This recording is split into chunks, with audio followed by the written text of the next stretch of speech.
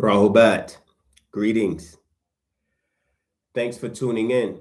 We appreciate your time and welcome to another incredible episode of the Actual Facts Podcast, the creation of the universe, the creation of the sun and other worlds beyond. Now, for those that are familiar with the actual facts, we're here to address the misinformation that has plagued the world for the last 6,000 years. His Excellency, Dr. Malachi Z. Panabab Yanun, the author of over 1,500 books, has revealed the most significant outformation the world has ever seen. And today we're going to cover a topic that has been mysterious to most of the religious world and most of these so-called scholars of this phenomenon of events that has taken place that you call creation, that has been taught to the religious world as a being, right? Taught by the Biblical and Qur'anic text that a being called God, called the Lord, whatever name suits you, these various titles and mistranslations given to these texts today has informed people or misguided our people into thinking that some being that sat in the clouds in the sky doing nothing forever had decided at some point to create a universe, create man, create earth, create suns, etc. And we have to eliminate this misinformation because science is proving that this religious doctrine all wrong as it relates to especially as it relates to the creation of the universe, the creation of man, the creation of this planet and the solar system and other worlds that exist beyond our galaxy, beyond the Milky Way. As we know, we are in the 18th galaxy, the Milky Way, and the 19th galaxy of Ilion, our ancestors descend down from, in our doctrine of Wusabat, our spiritual science, which is being taught throughout the world, presented to us and given to us by our father in flesh, His Excellency, Dr. York, Panabab Yadnun, the master teacher of all outformation and the source of all knowledge that has been given to the African race. And he is the renewer of our new cycle, this 24,000 year cycle that we're moving into. It is our job to make sure that the world receives this outformation and we right the wrong, as we have an obligation to raise our race up and re-inform them of the knowledge and the science that has been given to us by our ancestors. One in Nathar, or our overseer that has incarnated in this day and time, we affectionately refer to as the master of heaven and earth. He speaks 19 languages. He's written over 1,500 books. He's translated all of the ancient Semitic texts that you have that have been uncovered and so-called discovered by the Adamites and their race. And the text that the Father has translated has been corrected with the linguistic rules and grammar applying to the various stories and events that we have been lied to about. And so this creation story is the same. It falls under that category. Why? Because as we understand the story of the creation, the 7 days of so-called creation is filled with a lot of misinformation. One, the translation of a singular God at work. It does not say this in the original text or oldest text. There is no one God being speaking or doing a particular work, though it's translated as God. In the beginning, God did this, or in the beginning, God said this, right? And created man from the dust of the ground. We get into this Lord character as well. So we have to address this in detail. The creation story is very complex because it spans over billions of years of time. The creation of the sun is billions of years old. How it came about, we want to address the science behind it and the stories that have been left by our ancestors and has been placed on the walls of ancient Mekhet, Egypt, and how it relates the symbolism that so-called Egyptologists, when they read the walls, the stories, that the pictographs, the hieroglyphics that has been left by our deities, they oftentimes misinform people with their interpretations of our story. They can't tell you our story because they came after our story. They have a period of time of their creation, which was 3,761 BC, and it's only 6,000 years that they have been around. So they can't inform you of what has taken place prior to their creation. And this is why the world is confused. And this is why the intellectuals of the world have reached out and are being led to the Actual Facts podcast and the Patrak doctrine that our Father has introduced and given back to the world as a renewer in this day and time. So we welcome those that are just joining in. For those that are subscribers, we appreciate the support. There's been a massive amount of people who have reaching out that are just inquiring about the Actual Facts, that are asking for more information, that are looking for the publications. It's growing at an incredible rate. And I appreciate everyone who's promoting the Actual Facts. If you haven't subscribed, go ahead and subscribe. Make sure you put on your notifications, so in the future lectures, you'll be able to get notified that we are live, and you'll be able to tune in. Now, the questions that we're going to address, who recorded the actual beginning? You have stories of the beginning. And like we said many times before, this story is being recorded by someone looking or watching an event take place in the text itself. When you look at the grammar structure, in the beginning, God did this. In the beginning, the Lord said this. The Lord took dust of the earth and made man and blew into his body, his spirit, and man became a living soul. And so this is being recorded by a particular writer or a recorder. We're not sure who this writer is, because based on this text, Moses was not the writer, because Moses received this text from, or received these tablets from, this being who they call the Lord up in Mount Sinai. And eventually, because of the transgressions of this Israelite group of people, or Moses's people, they were cast down and bust asunder, broken, these tablets of stone and of laws and commandments, and tablets of testimony, which is not addressed. That's not typically addressed as well. For some reason, the so-called scholars and of the academic biblical world, right, or Qur'anic texts, that the so-called leaders of these religious monotheistic doctrines, they don't address these tablets of testimony. They don't address the tablets of stone written by the finger of this being. And what happens is the confusion comes in, because questions begin to arise, and people typically, right, don't have a answer. The reverends, imams, so-called sheikhs, whoever they are, right, teaching these so-called congregations these lies, they don't have the translated text, and they don't have the original. So when it comes to confirming these stories, it's very difficult to do, because belief comes in. They say, just believe, just have faith. And of course, at this day and time, with the advancement of technology, no one has time just to believe. We want to know. And that's the purpose of the Actual Facts podcast, for you to know. So let's get into this story of this 7-day creation, and find out that what we're going to find out is that these texts actually have a pre-recorded events prior to the discovery of the so-called, they call them the tablets of Qumran, the Qumranic scrolls, right? These scrolls that was found on the river, the Jordan River, right, in the Middle East.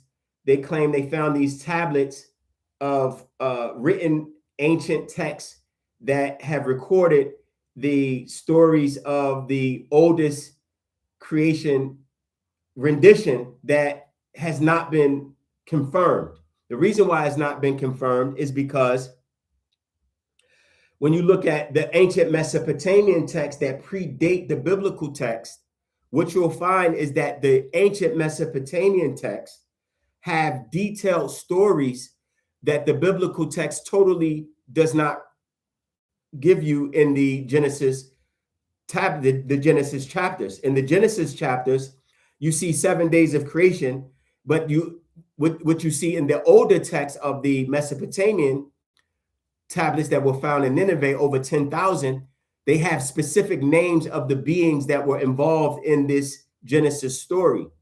And with that being said, most of those Quranic, not Quranic, these texts of Nineveh and Mesopotamia, they have the names of these deities, and they tie back into these Anunnaki, or this Anunna group of beings who was responsible for creating a group of Adamites, or a race of beings in a particular time frame that is not considered the creation of the entire world. There's many creations or stories of creations that have been recorded by cultures all around the world. Many cultures around the world have stories of creation, from the Hindu doctrine to the, let's say, Native American doctrine to the Mesopotamian doctrine, and then the oldest stories of creation tie back into our story, which is the story of our overseers, our Nathar, our Enneads, and Agduad, the Mutmanu, who are the Agduads, and the who you call the Enneads, who are the sacred nine, the majestic ones, known as Mifkamiu or Mifkamia, which are the majestic ones. And this is our story that you see in ancient Egypt, where you see these group of 8 beings and this group of 9 beings, which we will get into.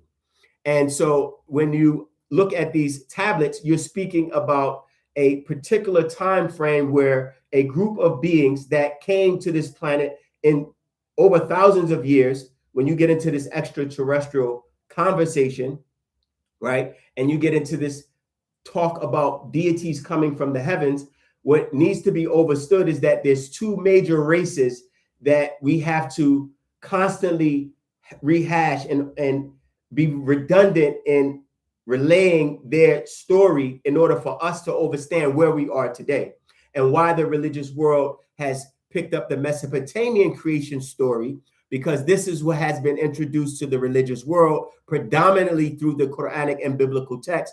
The Mesopotamian creation, these gods or lords that created their species, or a species in their image and after their likeness. And then you have Panatharu, our deities, or our African Nagardanetu gods, who came down from Sirius and Orion, and they were responsible for the creation of the African race that happened millions of years ago, way before the creation of any other race on the planet. The planet was actually a black planet filled with Nagardanetu all across the globe, all across the planet, because we were grown out of the waters, which is a story of our creation. The seed of life of the DNA of our deities were brought to this planet and placed in the waters.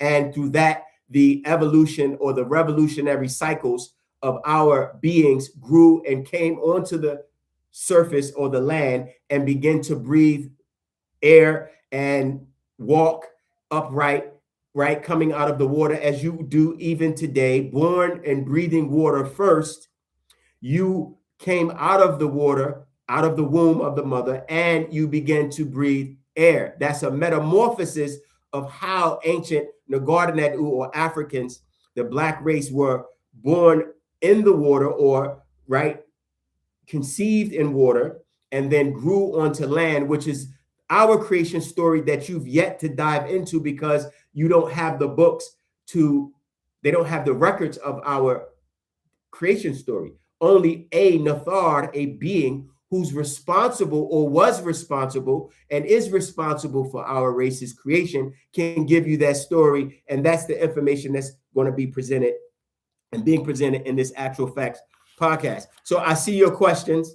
And so make sure hopefully you save your questions to the end when we open up the questions and answers for the at the end of the lecture. Now, who recorded the actual beginning, right? What point in time did religions get this beginning story? So let's define creation, and then we'll define beginning, because according to the definition, the word beginning, according to the American Heritage Dictionary, the word beginning is defined as the act or process of bringing or being brought into existence, or a start to, it says, the time when something or some beings, right, begins or is begun. 3, the place where something begins or is begun, a source or an origin. So what happens when you see in the beginning, God created, that's a misinterpretation and mistranslation, because the word beginning is not a beginning of all things. It's a type of beginning or a time frame where that particular beginning began, not the creation of all existence, because creation, the ION on the word creation, informs you that it was a process, not a snap your finger and create this, snap your finger and let there be light, or kun fayakun, as the Muslims try to say. Allah says kun fayakun, which is also a mistranslation, because the word kun fayakun, it shouldn't be fayakun there, or be and it is. It should be and it was, which was a past tense, but that's the Qur'anic rendition of creation.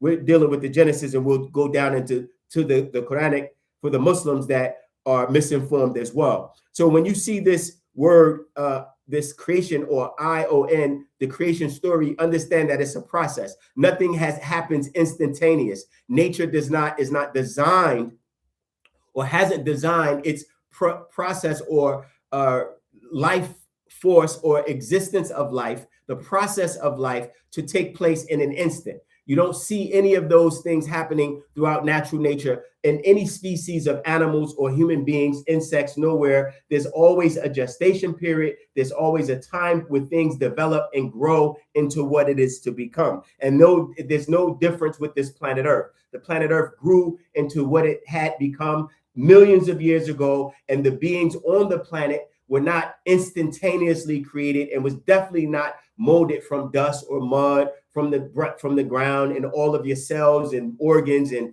skin and hair and eyes and the intricacies of the biological makeup of human beings was not done in an instantaneous process. That's misinformation, and it's straight up, it's just lies. So when you see the word beginning, or Genesis, right? Genesis in the beginning, the word there is barashit, right? This is a Hebrew word, a bah, a ra, and a sheen, or right, or sheath, barashit, or bara, bah, ra, and a there, right, means reconstruction. However, when you look at the forms, right, when you look at the forms of this word that they translated as beginning, right, or which you would interpret as the very beginning of all things, that word is not always translated as beginning. Bara sheath is not always translated as the beginning of all things. In some verses, like in Ezekiel's 21:19, you'll see that for some reason this Strong's number 1251, bara sheath, is translated as choose. This is how you know translators did not understand the book themselves. Because in one instance, you translate this word, bereshit, the Strong's number 1255, as reconstruction or create. And then in another verse, 21:19, you translate it as choose. And then in another verse, Ezekiel's 23:47, you translate the same word, the same Strong's number 1255, as dispatch. How is this possible? Right? You have dispatch translated in one instance, Ezekiel's 23:47. Then you have Ezekiel's 21:19 is translated as choose. Now, the Psalms translation, because this word pops up several times, this word create pops up many different verses in their biblical text. 5 different times. Another verse, Psalms, right, chapter 89, verse 47, this same word is translated as made. And it's a reference to something that you make, as if you chop down a tree and you make a chair, which is a process. So they know the word create does not mean instantaneous or at the snap of a finger. This is a lie to try to make their God or their deity have this supernatural ability to create things at the snap of a finger, but they don't address why he doesn't destroy evil at the snap of a finger. But that was in other lectures, and we addressed that. But let's move forward with these other translations of the word Bereshith. You see it in 1254, the Strong's number. I'm giving you the Strong's number so that you'll be able to, research it at a later time. If you have your Strong's book, you can follow along. You'll see that this word is translated as fat. To make yourselves fat with the chiefess. That's something that you should look into, because how on earth does the translators use it as create in another verse, and use it as choose in another verse, use it as dispatch in Ezekiel's 23:47, and then when it comes to the book of Psalms, you use it as Samuel's chapter 2 verse 29, you see it as fat. So that shows that there's a massive amount of confusion. Another word that's used in the Quran as khalaqa, which is they use the word as create, right? Create, and bara means to make, as you see. The word barashith comes from the word reconstruct, or to make again, reconstruction time. This creation of the earth in Genesis was a reconstruction period.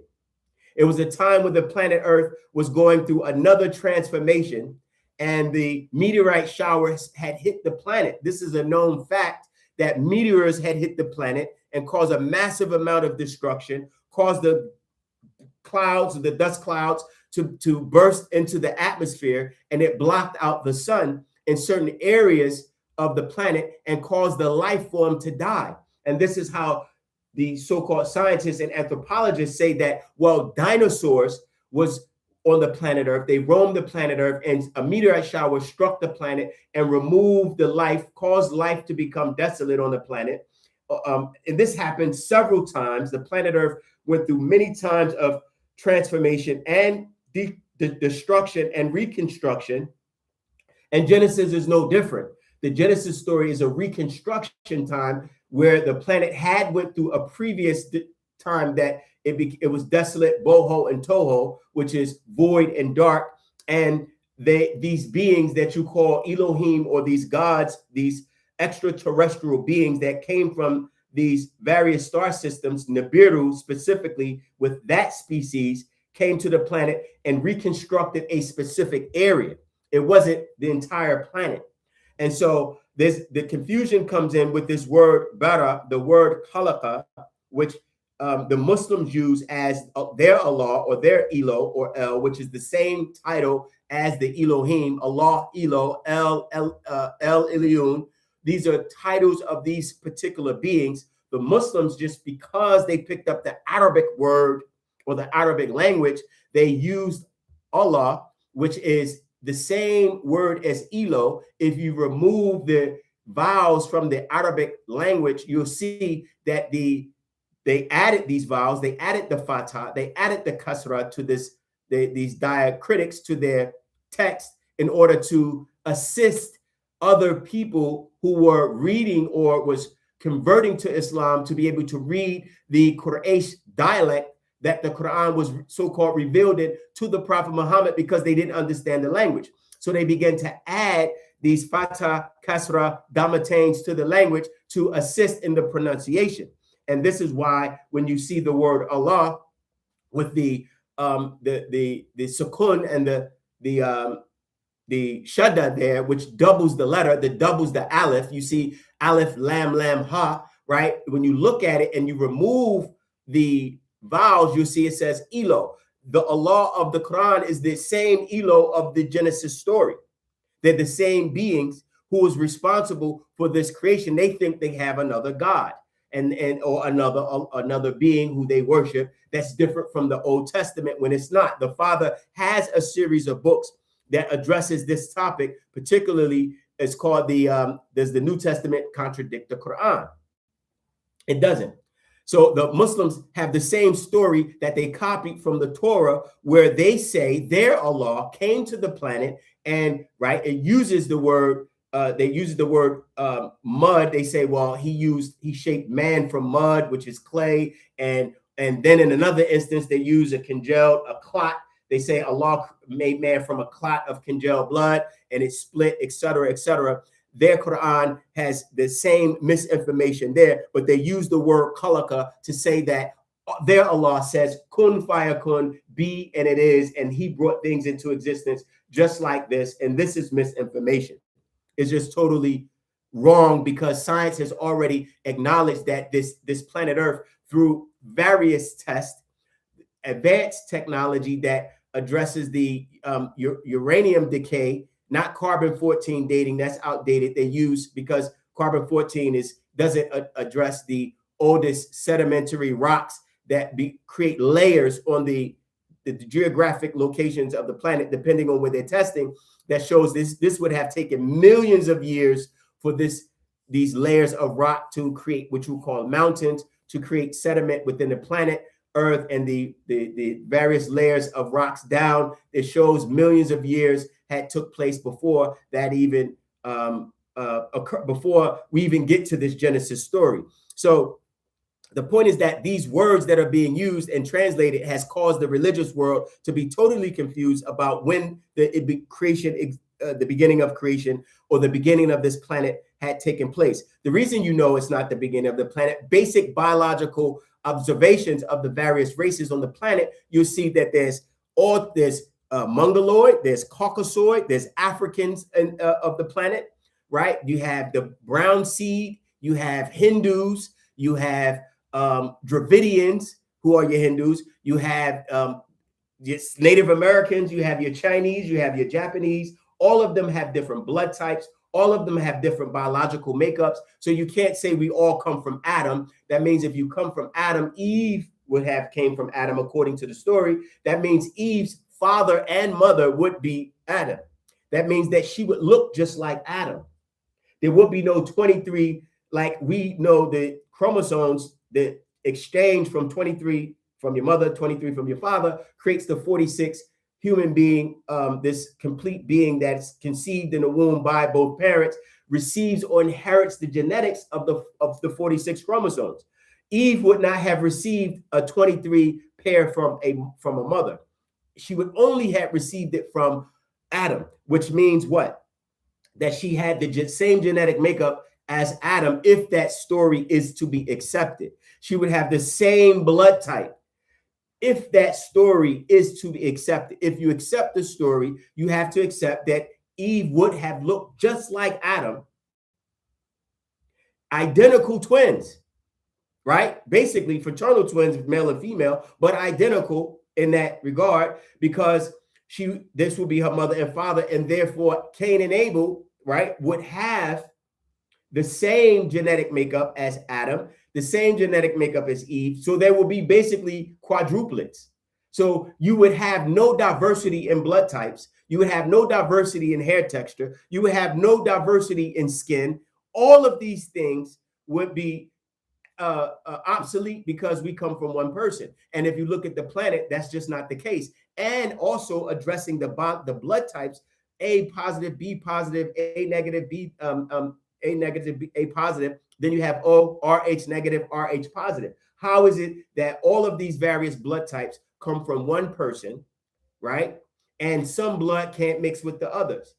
You can't mix all bloods together. This is why they have to find your blood type with blood transfusions, etc. So the story, just from basic 5th grade information, shows you that Adam was not the first people, and Eve could not have came from Adam, because there's too much diversity if we all stem from that one person. So that just throws that out the door. The Father is saying that religious doctrine must fade away, and we're now moving into this new hereafter doctrine, which you are being taught now, to raise your conscious mind up, and for you to be aware of who and what you are and where you come from and your existence. Now, the word creation means, according to the Funk Wagnall's New Comprehensive International Dictionary of the English Language, the word create is defined as to cause what?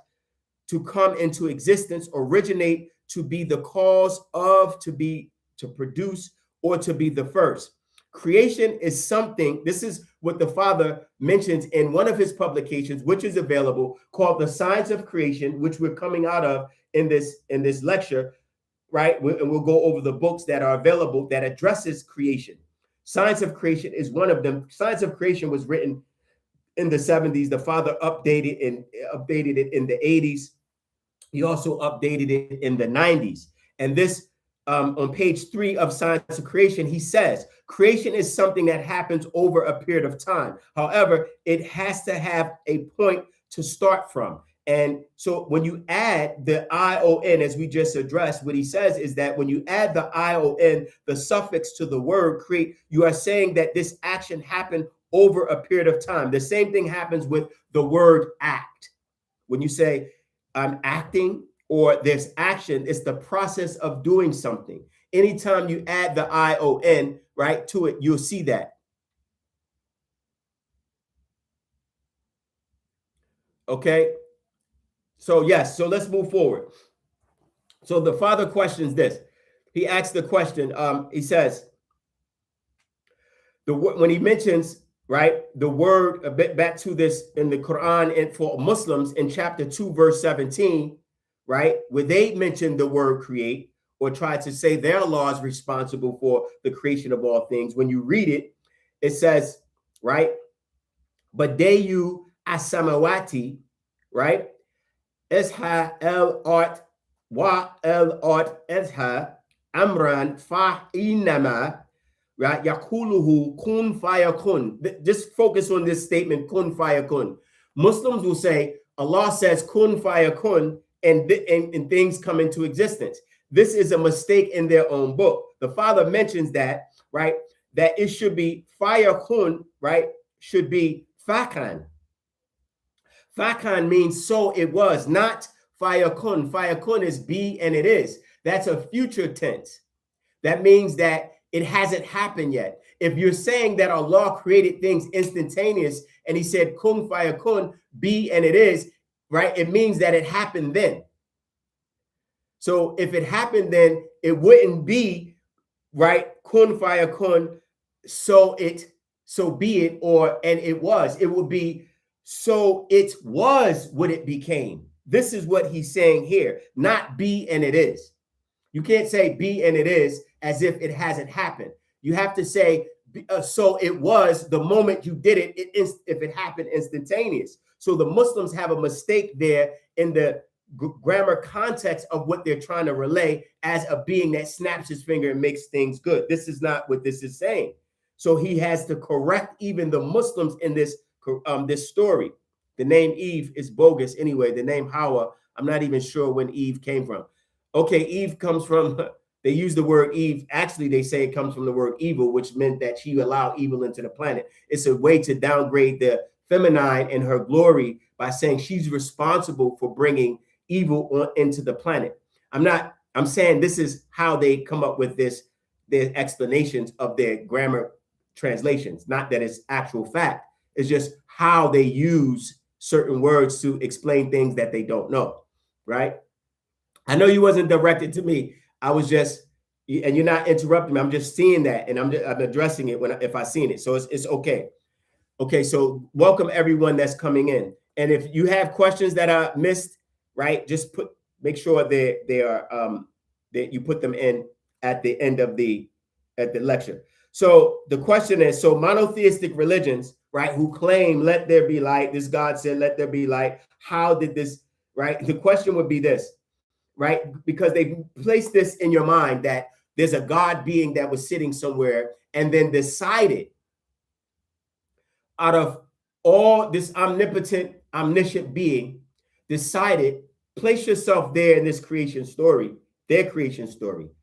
Place yourself with their God and observe their God and say, why and who was he talking to when he said, let there be light? Who was he speaking to? One, first of all. Second of all, the voice that he used to speak, you need air to speak. You need an atmosphere for voice, right? For your sound to travel. Anyone that knows anything about science, right, knows that when you speak, your voice, the sound waves travel through the air through vibrational frequencies that touches the eardrum of the receiver of the sound, so that their God have a voice, right, that in an atmosphere, because they say was nothing there, that this being was not heaven had to be created. They say created the heavens, therefore heaven didn't exist. That means that he was by himself in a void, dark environment with no atmosphere, no air, right? Because there was no planet, that planets, Earths, or have atmospheres.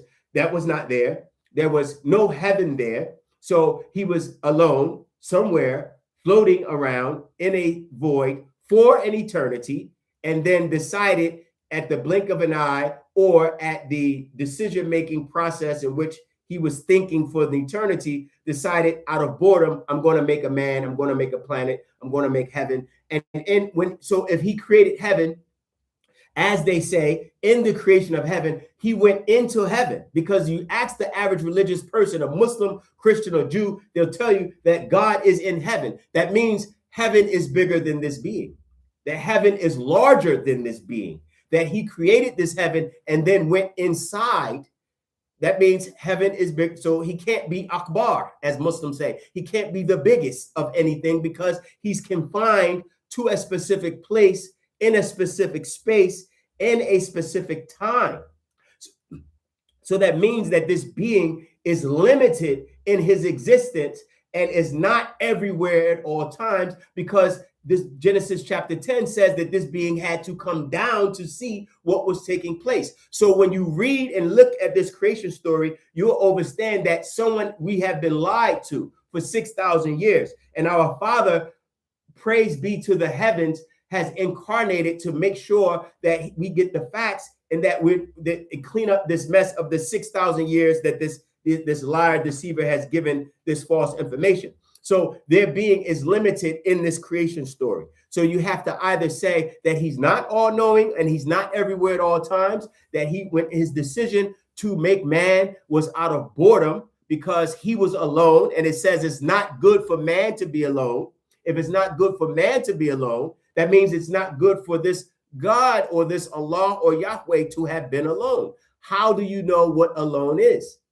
The only way you'd know what alone is if you had company, or you were with someone and they left and you became alone, and now the feeling of not good is in, because you're like, oh, it's not good to be alone. And what happened in this creation story, that this being that you call God or Allah, whatever the name you want to choose, when he found that man was alone, what did he choose to make for man? He didn't choose to make a dog. They say dog is man's best friend. He didn't choose to make a car or a toy or something to keep him occupied. What did God know this man needed?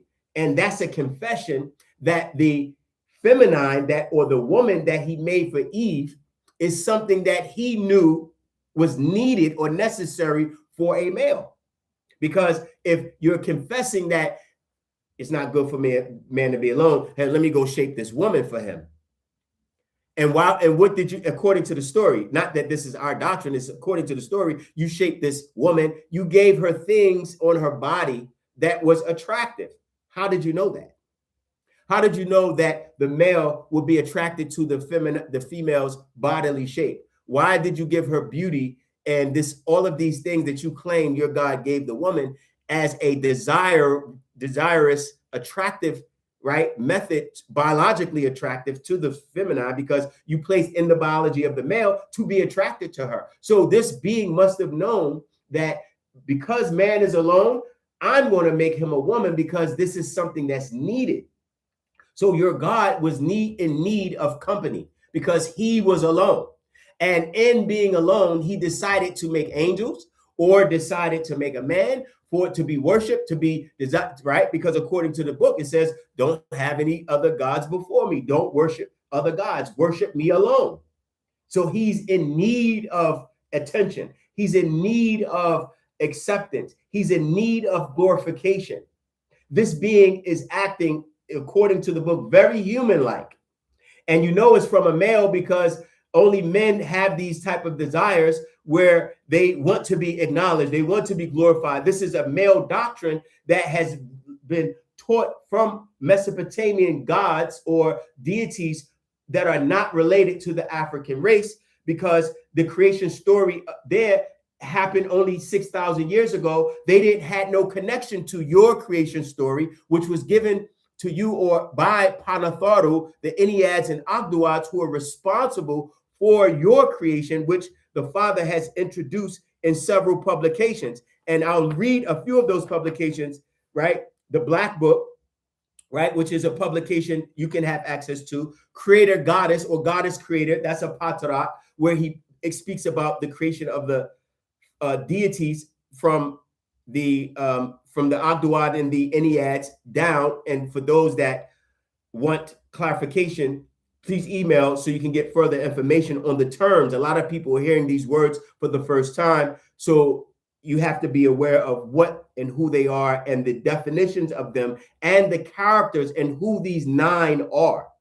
The 9 Enneads and the 8 Ogdoads, they have names, and they are responsible for you and the planet and the sun and this solar system as etheric or elemental beings. They exist in the spiritual world. They're responsible for the manifestation of the material world.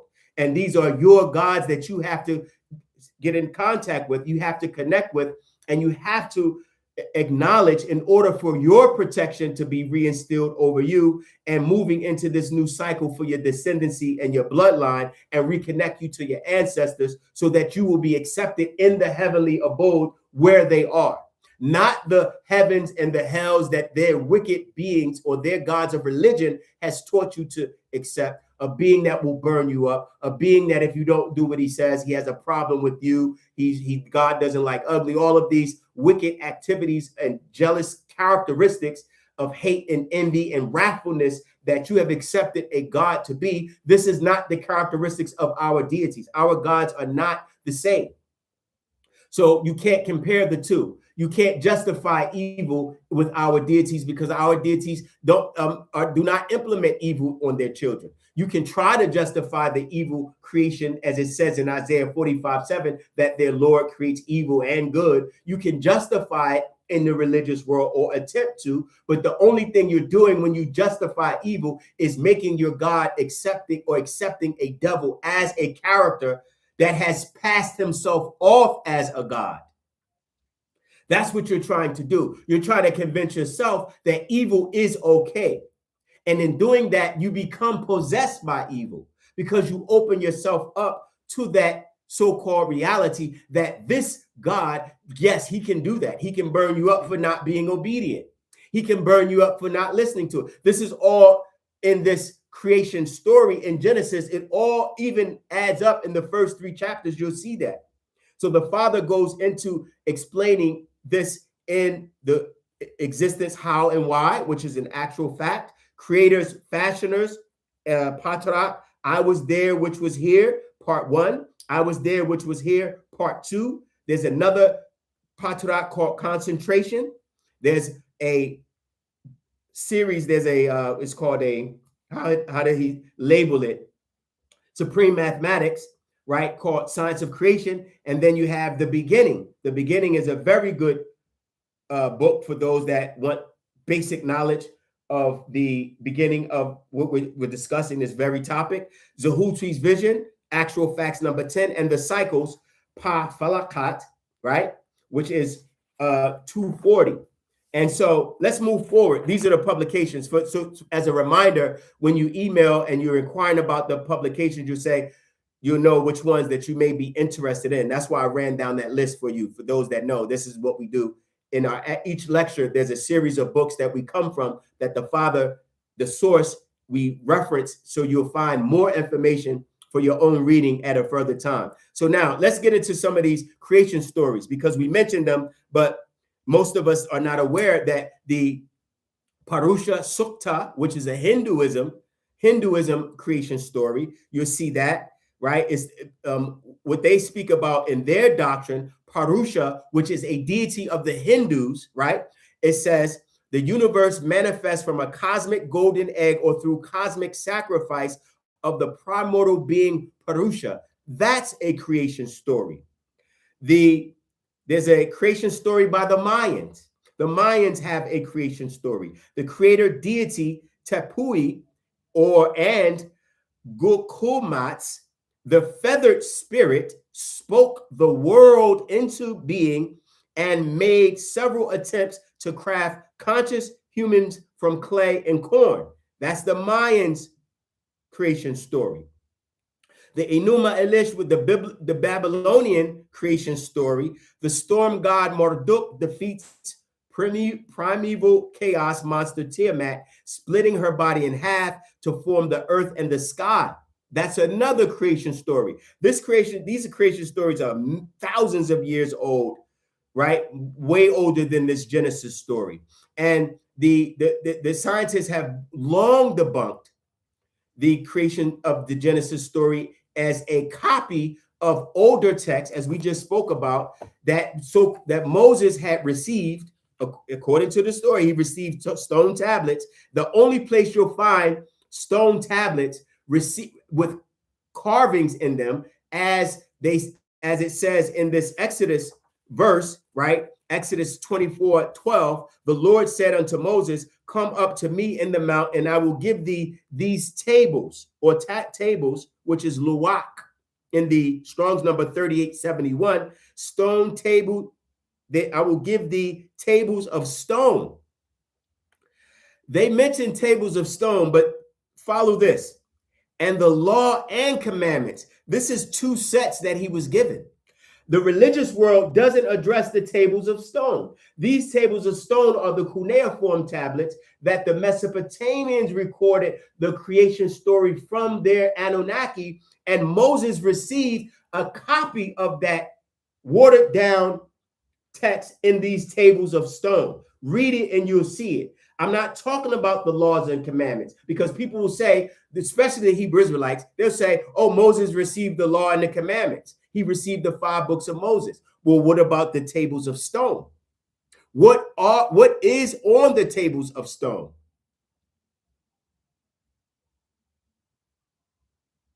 What's going on in this chat? Right? So anyone is disrupting, just let me know. Right? So when you see, okay, what's going on here? Hey, no confusion in the chat, please, guys. We're trying to, this lecture is going on, so let's try to keep the information flowing. All right? You're going to have distractions, but don't do it to create. These are new people that are coming in as well, so just be mindful that these actual facts don't allow any confusion. So let's move forward, because the chat is, you're going to do what you do. Now, these tables of testimony, let's go to Exodus 31:18, right? These 2 tables of testimony, tables of stone as well. Where are these tables of stone? Right? Why aren't they mentioning the tables of stone? Because they don't have them. Remember, the tables of stone was cast down by Moses when he came down from the mount. He threw the tablets down and they were destroyed, right? When you see it, you find this in Exodus and even the Quran, chapter 7, verse 50. Moses returned to the tablets, his people furious and sorrowful that he threw down the tablets. So they lost the tablets. The tablets have, these ancient tablets had the true story of creation there. Now, what happens is the true stories, right, of the creation ties in with the archaeological findings that ties into the discoveries of fossils of pre-biblical texts, fossils that are 3.7 million years old. They were discovered in Greenland. The religious concepts of creation are actually tied into, not the religious concepts, but our story of creation, our ancient texts tie into this 3.7 million year old fossils that they found throughout Africa. That shows that we walked the planet millions of years ago. Right? Who are y'all talking about in this who are you in reference to? So I can get them out of here if they're causing disruption. If you have a question, that's fine. Okay, that's this guy. And the projected, like, who? Type his name in there.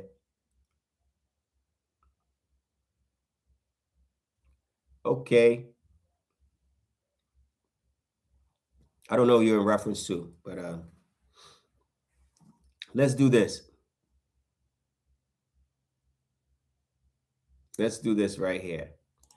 Right?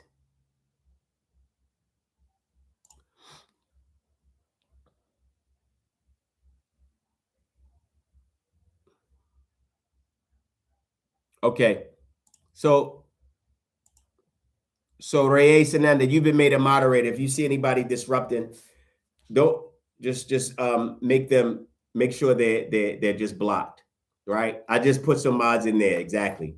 So just make sure they're blocked. Don't be super prejudiced though. There's people in there asking logical, reasonable questions. However, if there's people that are causing disruption, then get rid of them because they're distracting the actual facts. And that happens all the time. So we're used to it. So just block them and it's okay. I just put the mods in there. So let's get to this, the oldest creation story as it relates to the African race, right? Our race has a creation story. Oh, wow. Okay, great. Welcome. You come from Shiite Islam. That's incredible. I hope you found a great.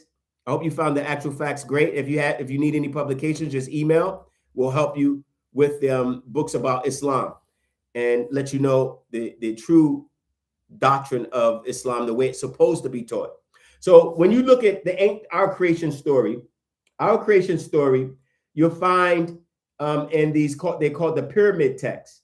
The pyramid texts speak about the gods of natural nature and natural nature governed by these rules and laws that are established by our deities Panatharu. And we kind of touched on this in a previous episode, I think episode 17, right?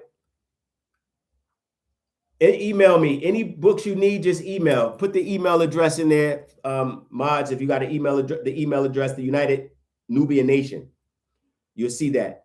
The Father mentions this particularly in the Black Book, that the cycles of creation, the cycles of creation of the sun, the cycles of creation of this universe that we're currently in, right? Everything within this unit or universe is done through order out of chaos.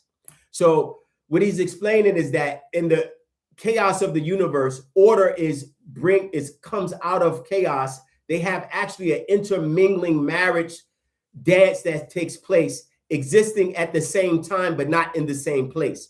Order and chaos exist, right? So when it's chaos, order can be brought out of the chaos in orderly form, which the universe applies these rules to its creative method and the process of creation.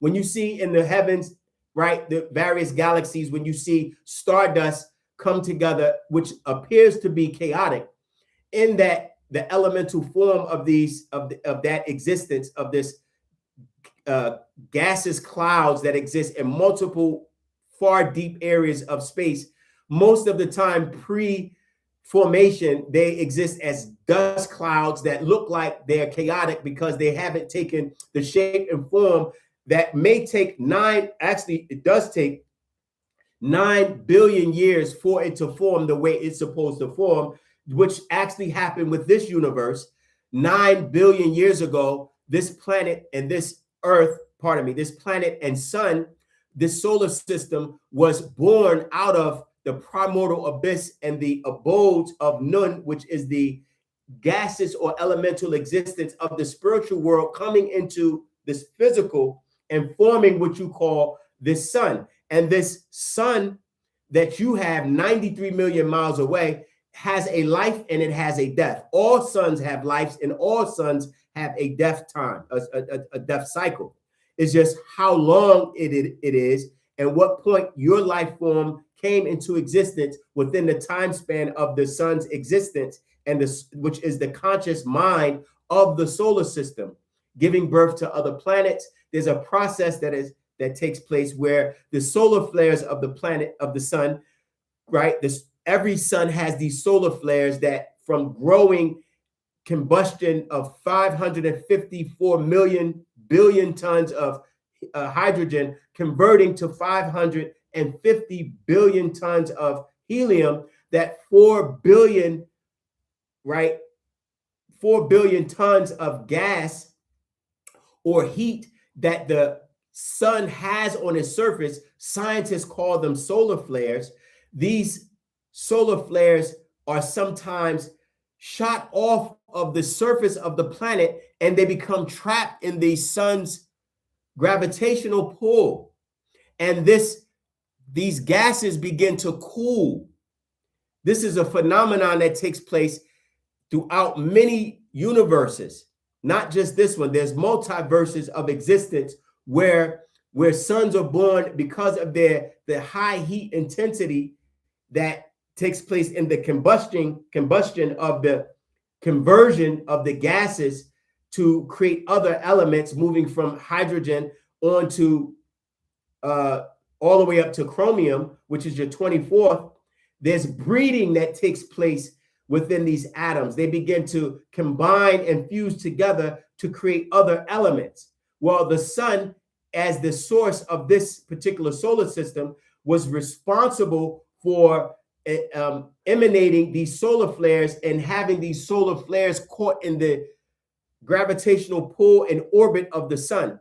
As this gas began to cool, right, the other elements that exist, particularly hydrogen and oxygen, creating water, and the other gases in between, methanes and many others, a list of them. Let me get to there's a list of these particular gases specifically. That methane is, I know, is one.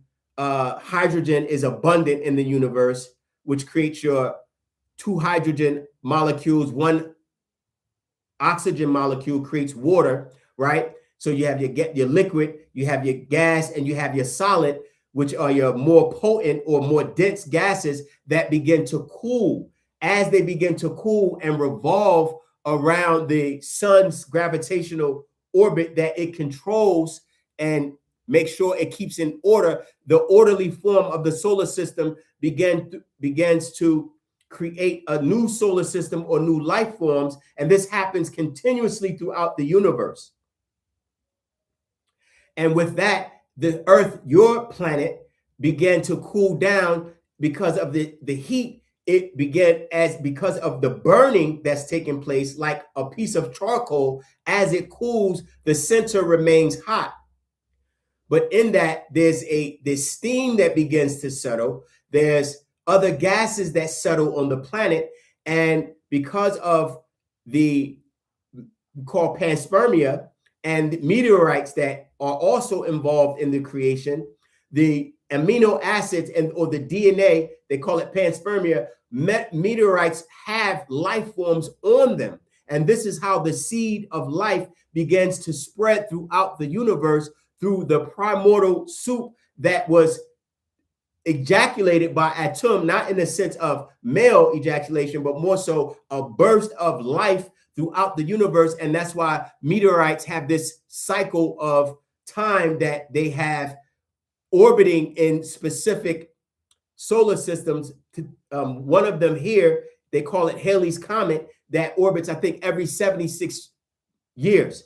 There's other meteorites that have hit the planet and have brought life to this Earth. Now, after this cooling effect with this planet and the 24,000 miles that it exists with this plan to bring life to this sector, they call it sector 6 or 4, right? 24, sector 6 from this is the location of the planet. The elders, 12 female, 12 male from Sirius and Orion, right? The creation of this Earth, this planet was brought, the seed of life was brought to this planet and placed in the seas after the cooling of this planet Earth and the revolution around the sun.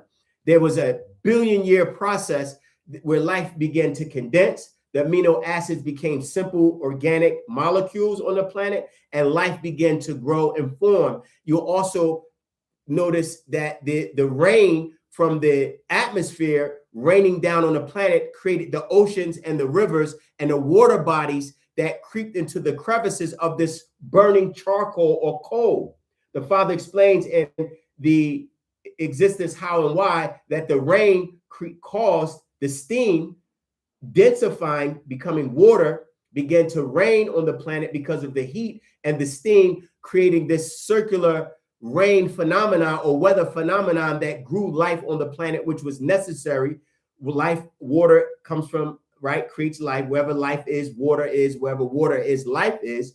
You'll see that this was a necessary element. Life and air coming, which is from Tefnut and Shawal, which are the Ogdoads, of the Enneads, coming from Atum. The reason you know that water and air was here first is because it wasn't life in coal. There is life in coal. There's just like there's life in lava, right? There's microbes that exist that can withstand very high temperature. That's a good question. Okay, hold on one second. The question is, how does the explanation panspermia, right, and the dolphins germinating the sea, also wasn't these beings from the Vulcan here? Yes, but the beings from Vulcan was a different time frame. The Vulcan, that was, you have, the planet Earth was destroyed over 10 different times. And the replenishing happened over these periods of time where beings from other systems will come and bring life to the planet or reconstruct the planet or rebuild the planet. So when you're talking about the Vulcan creation, you're talking about a period millions of years after the creation of the planet Earth. What we're in reference here is the original creation of the planet, when it was shot from the sun and began to cool as a hot piece of coal does, and water and life was brought to the planet. Not saying that there's not life within, there's life from the sun, because all of the elements that exist on the planet came from the sun, because of the breeding of the atoms that takes place. Remember, atoms create multiple atoms, create compounds, which create other elements on a periodic table. When you look at the periodic table, you'll see that it's a composition. Each element is a composition of previous elements. And each one of these elements are a part of natural nature. This is the reason why you have these 99 deities in your chants when you speak to Panatharu, because each of these deities actually manifest as an element. They're elemental beings. So when you say that, when you ask about the Vulcan story, right, and you ask about the dolphin, these are various projects that happen over various time frames, and we'll have to get the time frames down in order to know what beings came in this period, what beings came in this particular period. You have Mesozoic areas, you have Cenozoic areas, you have many time frames that the Earth would of existence, where they have periods, where the glacier period, where the planet went through a glacier time, it was frozen, and then it was thawed out, and then dinosaurs roamed the planet, they were destroyed. You had a meteorite shower that happened 250,000 years ago. You had another one that happened 400,000 years ago. And the Genesis story only happened 6,000 years ago. Your creation happened billions of years ago, because the planet, when it began to cool down, the atmosphere was so dense and so, that's the word I'm looking for, not necessarily dense, it was so tropical that only the African race was able to exist in the environment, because you were sun beings. And the DNA from Panatharu was able to exist in an environment that didn't have the cold weather that you see today. The planet Earth was not like that in its initial birth. It began to cool, and it was still a very tropical, hot, dense, non-ether filled environment. So is there a question? So the 24 elders were male and female, yes. Or is it positive and negative? No, the positive and negative is relative, right? When you say positive and negative, what you're saying is, the Father mentions that positive is, when you look at an atom, you have an atom that has positive protons and neutrons and electrons.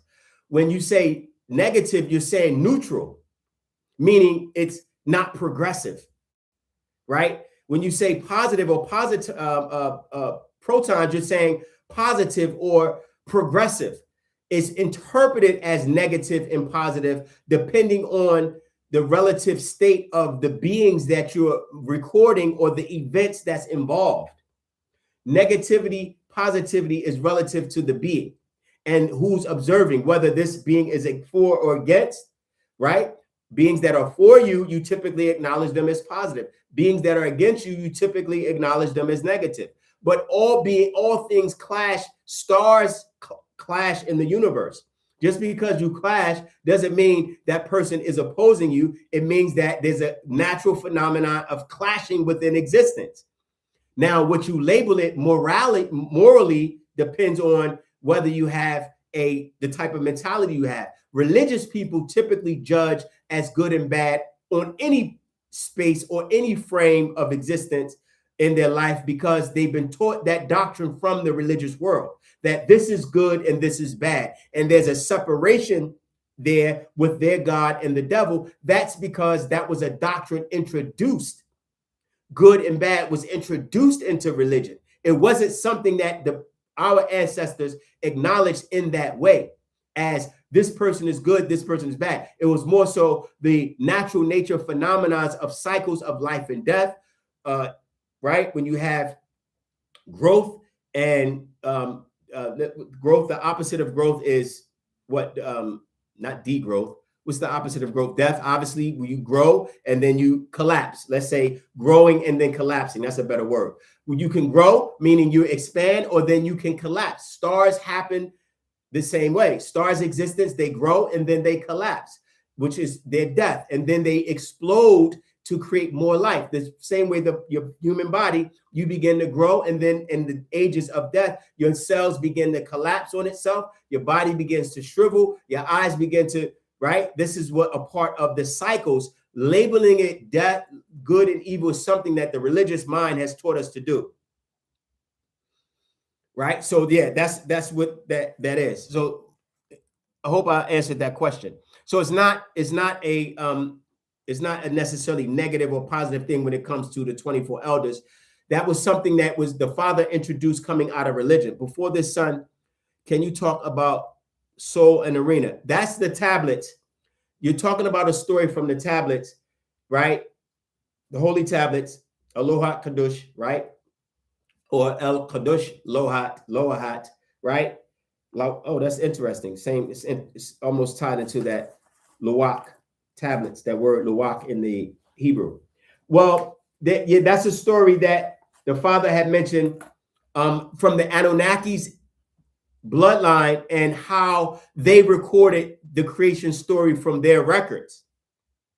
Your records has a similar recording, but it's not in that way. It's more so involved with the deities that you see on the Egyptian walls where they were holding, right? You see these feminine that were holding these, they call them, they're like these spheres, but they look like eggs. They look like suns, right? Because the sun is an egg. And the Father made a reference in comparison. In the womb of the feminine, you have eggs that are hot. And the sun as an egg is hot. And it exists in seasons where at a specific season, it begins to grow.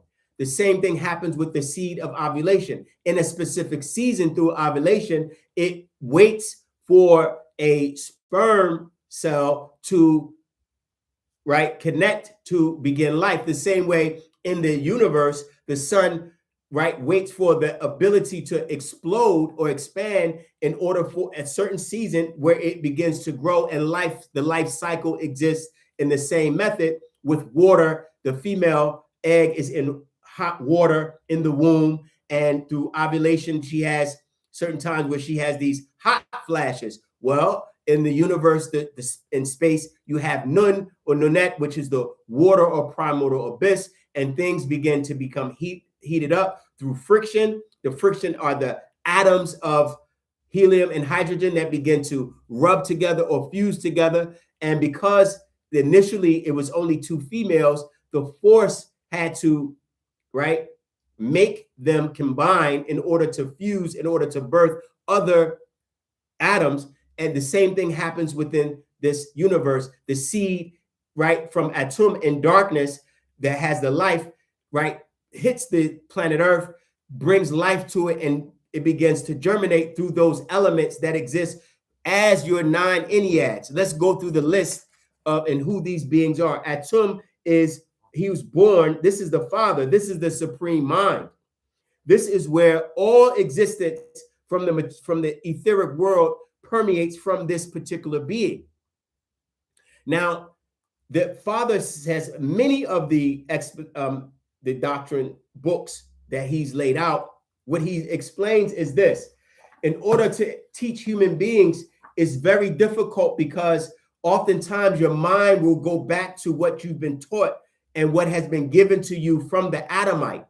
So when he gives you a word or a explanation, then you'll go back to, okay, so this is the God, right? Atum becomes God in your mind, but that's not necessary for you to do.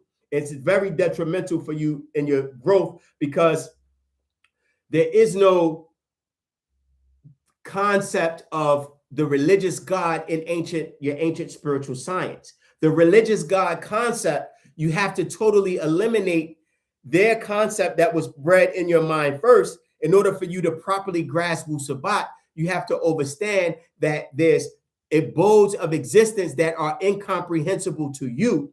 So therefore, you understanding Atum at this moment, you won't be able to comprehend this type of existence locked in person, place, and thing. You're locked at persons, you're locked in places, and you're locked in definition of things. And when you open books using English, they give you the definition. The Father oftentimes, when he speaks about and gives us knowledge, information, we bring it and define it based on what we've already learned. So when you hear that Atum is the supreme mind, the being within all that's responsible for the growth and of the enneads, your Nathar, right, be giving birth to Tefnatat and Shu, which is liquid, water, and breath. This is pre-creation. This is pre-creation of even color. Liquid has no color. Air has no color. These are elements that predates even the DNA or the color of life. These deities existed. This is why they say religion, there's certain people say, well, there was a firmament.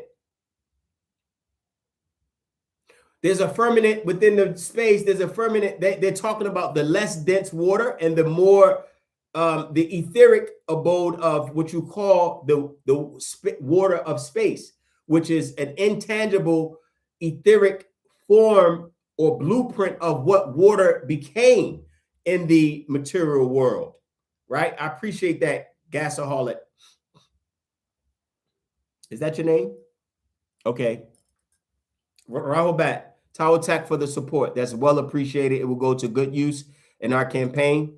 The campaign is still going on, so don't think that we're not here still working on the freedom of our Father. Can we get into the universe, dual verse, omniverse? Yes, we can. Okay. So this topic is very detailed, and I need it to be clear. That's a question that came from the chat.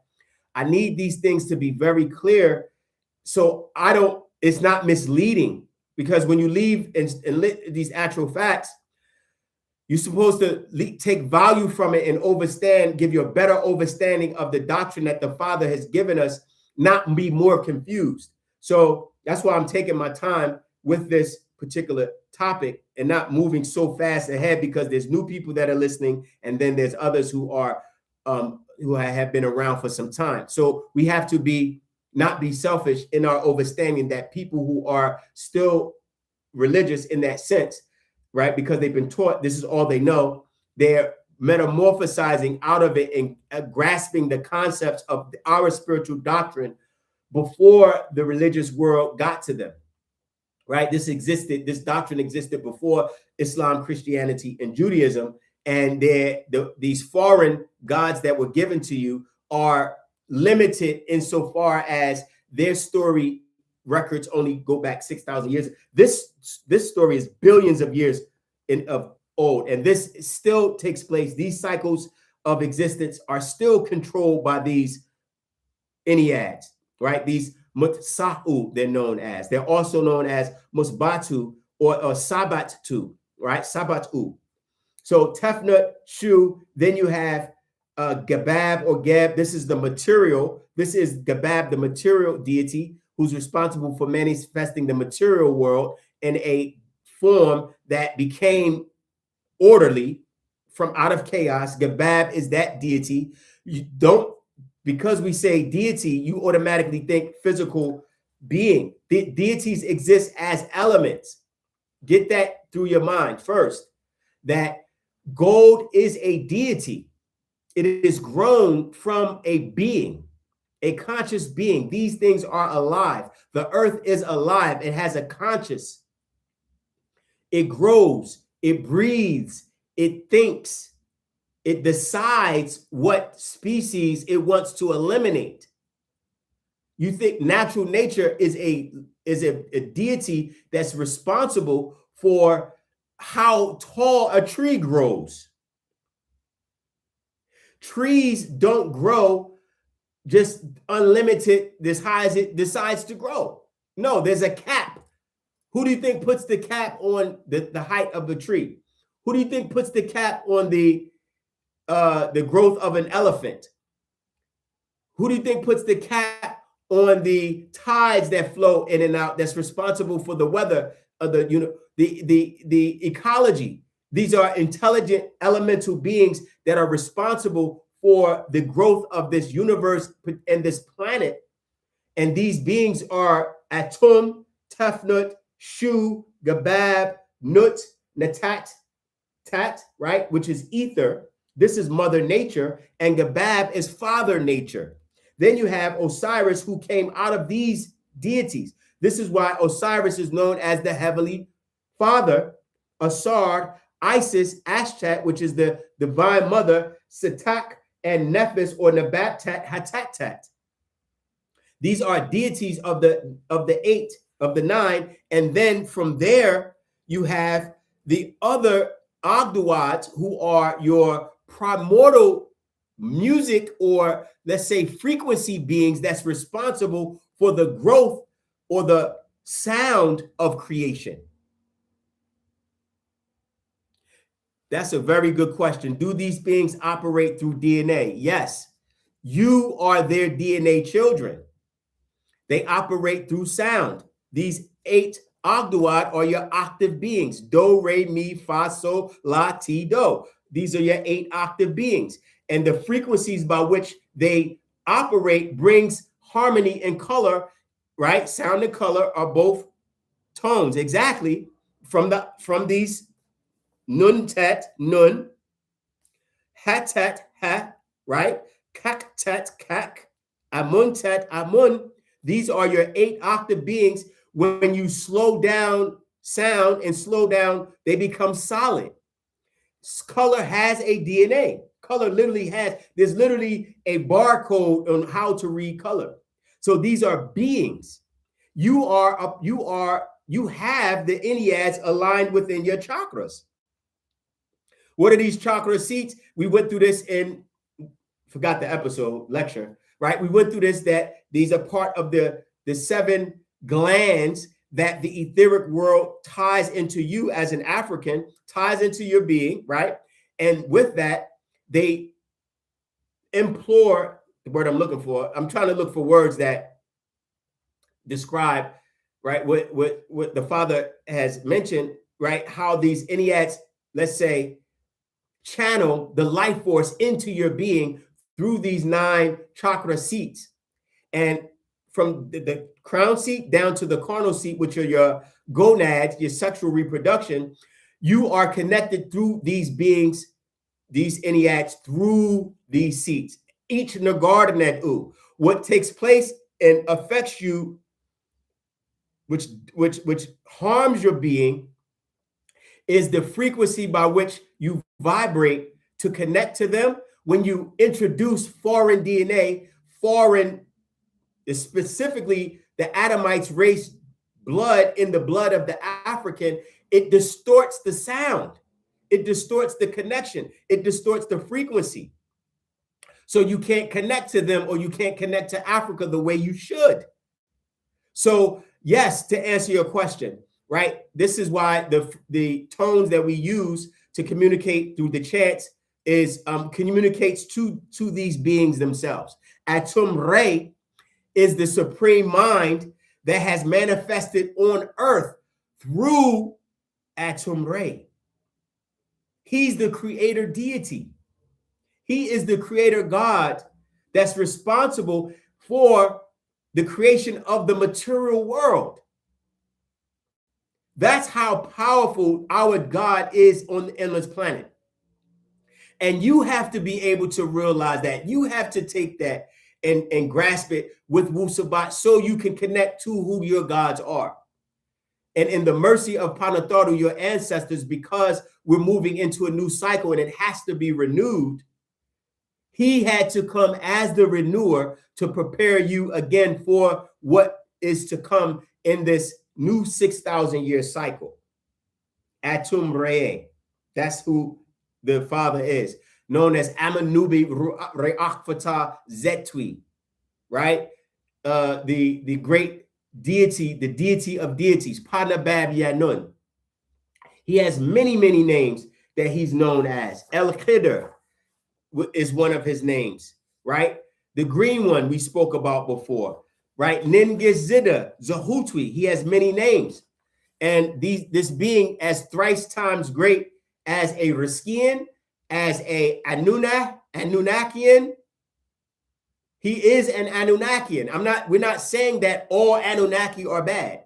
When we speak about the bloodthirsty beings of the biblical text, that's the Enlilites in a specific side of cherubim that we are in reference to. But the Father, as Ningizida, as an Anunnakian, as the son of Enki, right? Marduk, who tied into Africa, and is a Nathar as Zahutwi, the son of Reye and Reyetet, three beings, Yanun, Zahutwi, Ningizida, incarnates into the body of His Excellency Dr. Malachi Z York to pass on this outformation to you from both sides, Panatharu and Pa Anunnaki.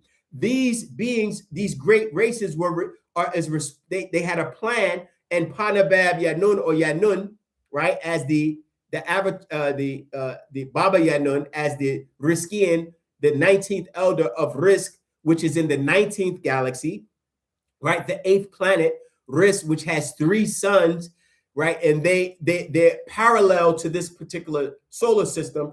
He incarnated in order to prepare you all in this day and time through this outformation. And that's why you have to be prepared. So with that great plan from both of these races, this is why we often talk about Anunnaki and Panatharu, because the bloodline of these descendants or these beings is within your blood. You have Anunnaki blood through who? Through Abraham's descendants, right? Coming into Africa, particularly Abraham, right? Who had an Egyptian name known as Septet Hutep, and he came in and had sex with Hagar as an African. So the Anunnaki blood, not just his descendants, not from Mesopotamia. There were many Mesopotamian Anunnaki seed that came into Africa and mixed in.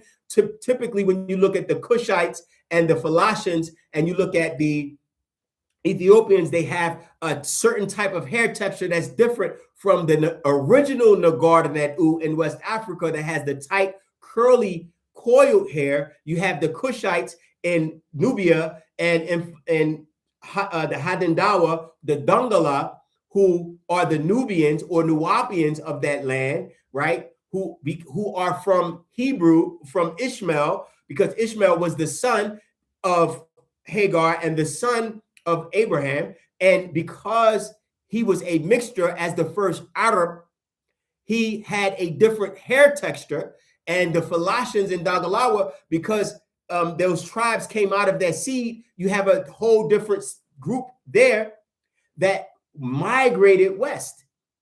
And that's why you see different features from the Liberians, the Ghanaians, Sierra Leoneans. You see a whole different, when you go to East Africa, you see a different type of a species of Africans. And this is why the Father uses Nubian or Nuwabian, right?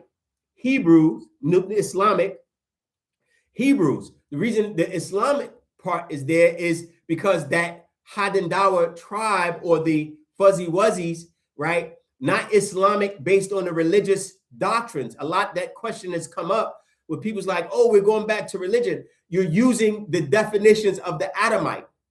We don't use the definitions of the Adamite to describe the meanings of our words. You have to separate the two. When you hear Islamic, you say religious because you were taught Islam first from liars and deceivers who wanted to enslave you. So the moment you hear Islamic or Nuwapian Islamic Hebrews, your mind shifts to the Adamite mind state. And that's the problem. You already have definitions of our words. You already have definitions of what the Father is teaching in your mind. So in order to teach you, you have to remove those definitions. And it's very difficult because you can't think without words. Right? So the words that you have, it makes you, it gives you the ability to think. How can you think without words? The very ability of thinking comes from words that someone, Webster, gave you.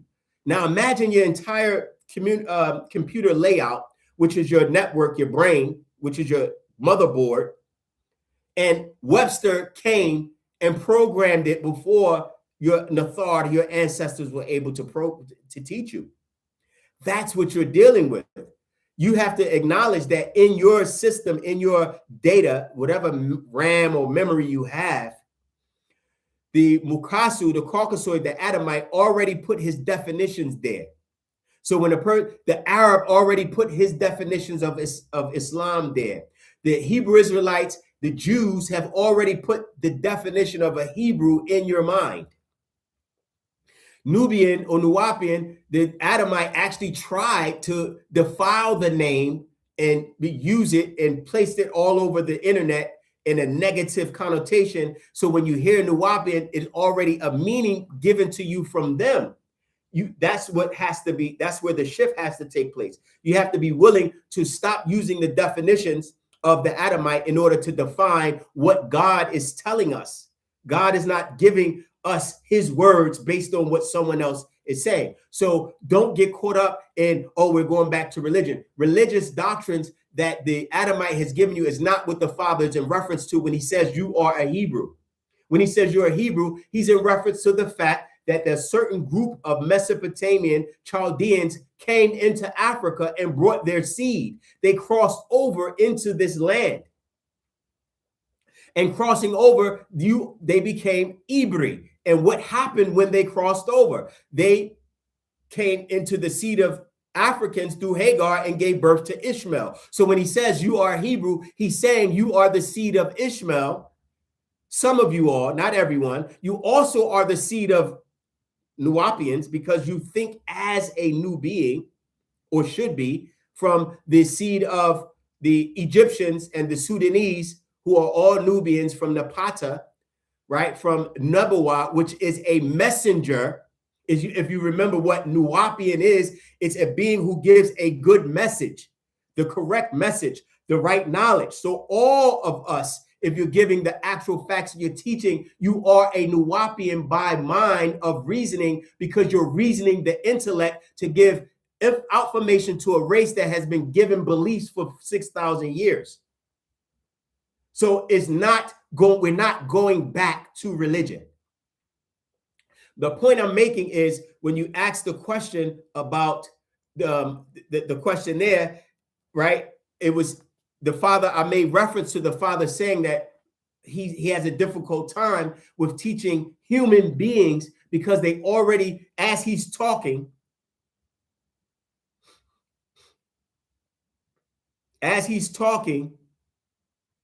right?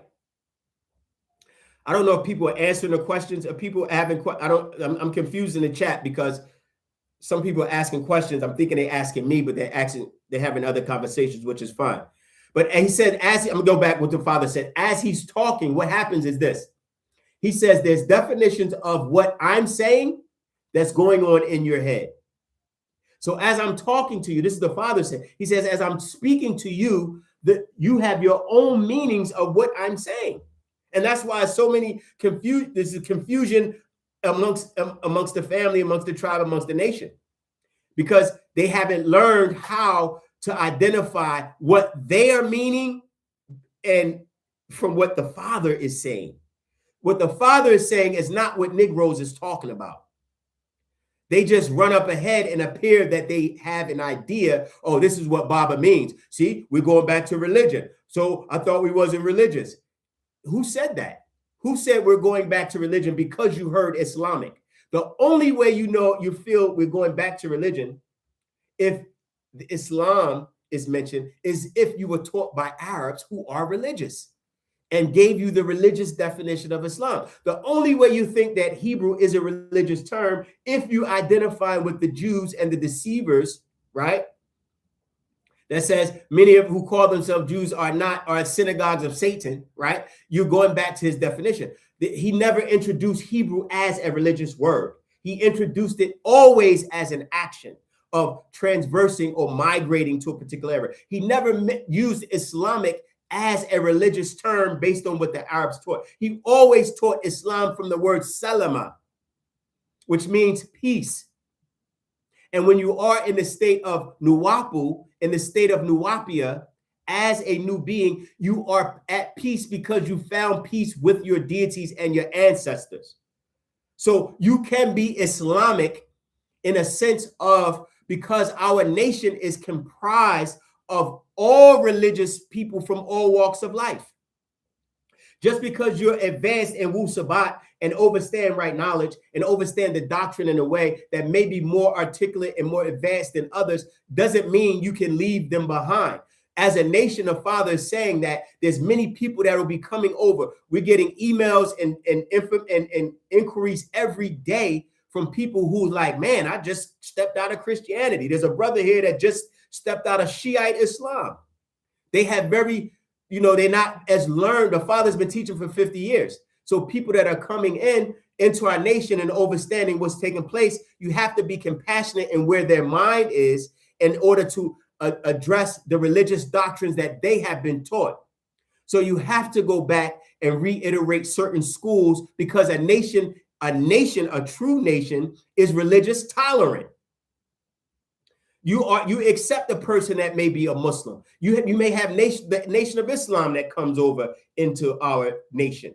You may have people from Hebrew Israelites that come over into our nation. You may have people that are Hebrews or people that are Christians, but they want the true Christianity. They want the true acknowledgement of Abraham and his descendants. They want the true information of the Prophet Muhammad and his seed, and not the lying, deceptive doctrines that the foreigners used, took our way of life, regurgitated it, put their layers on it, twisted it, put their images in there, put their words in there, and then gave it back to you. So there's a science behind what the Father is teaching. Just be patient and understand that the master of all masters has never been wrong and he's never misguided us.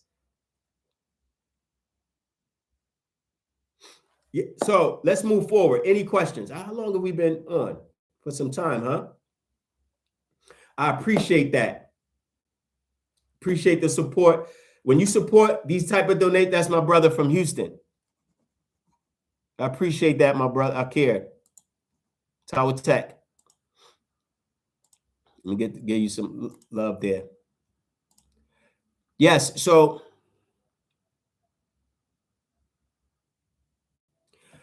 okay, so let's move forward.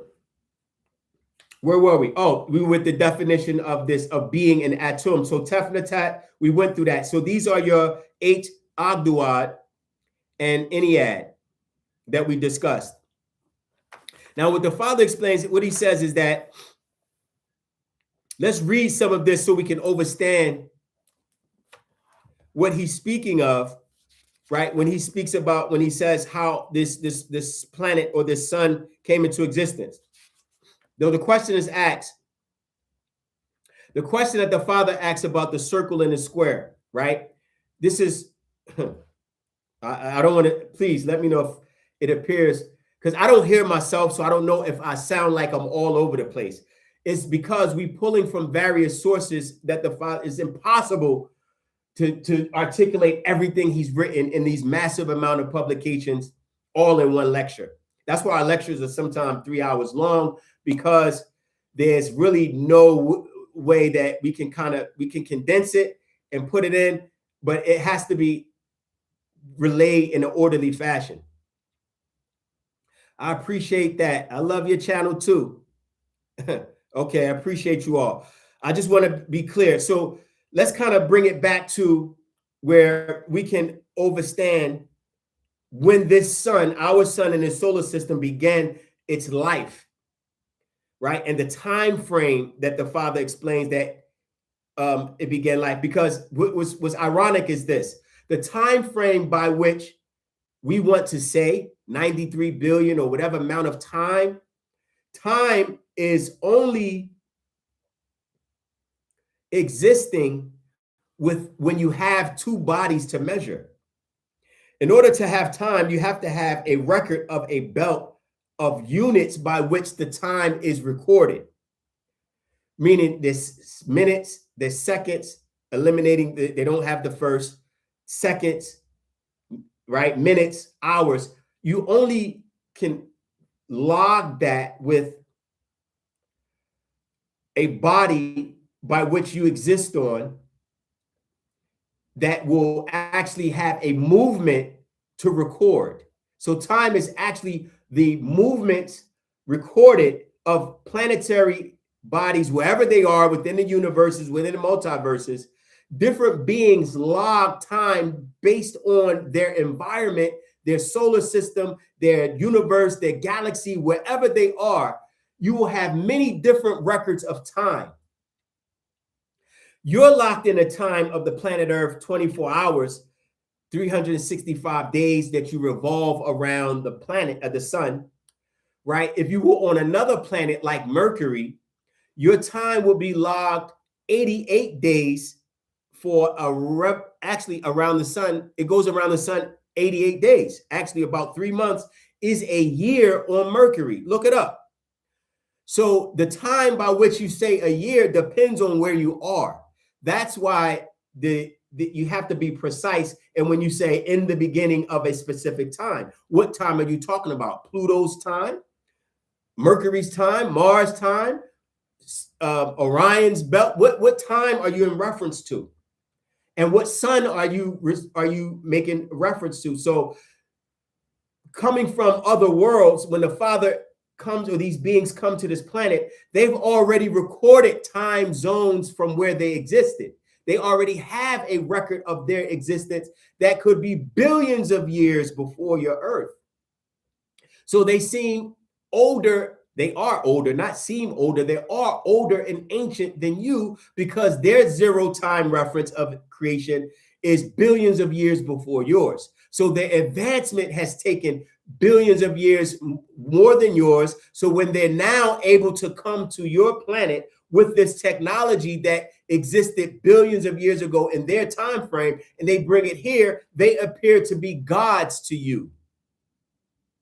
So when they appear to be gods, guess what? It's only because of the technology that they have. It's like, wow, how did you get from there to here? And these beings will say, well, I come from the past. What they mean by that is the past or the future, depending on which way you look at it, meaning that they may be coming from your future, which is in 1 million years, you will be able to travel to another planet. They're saying that I'm doing that now.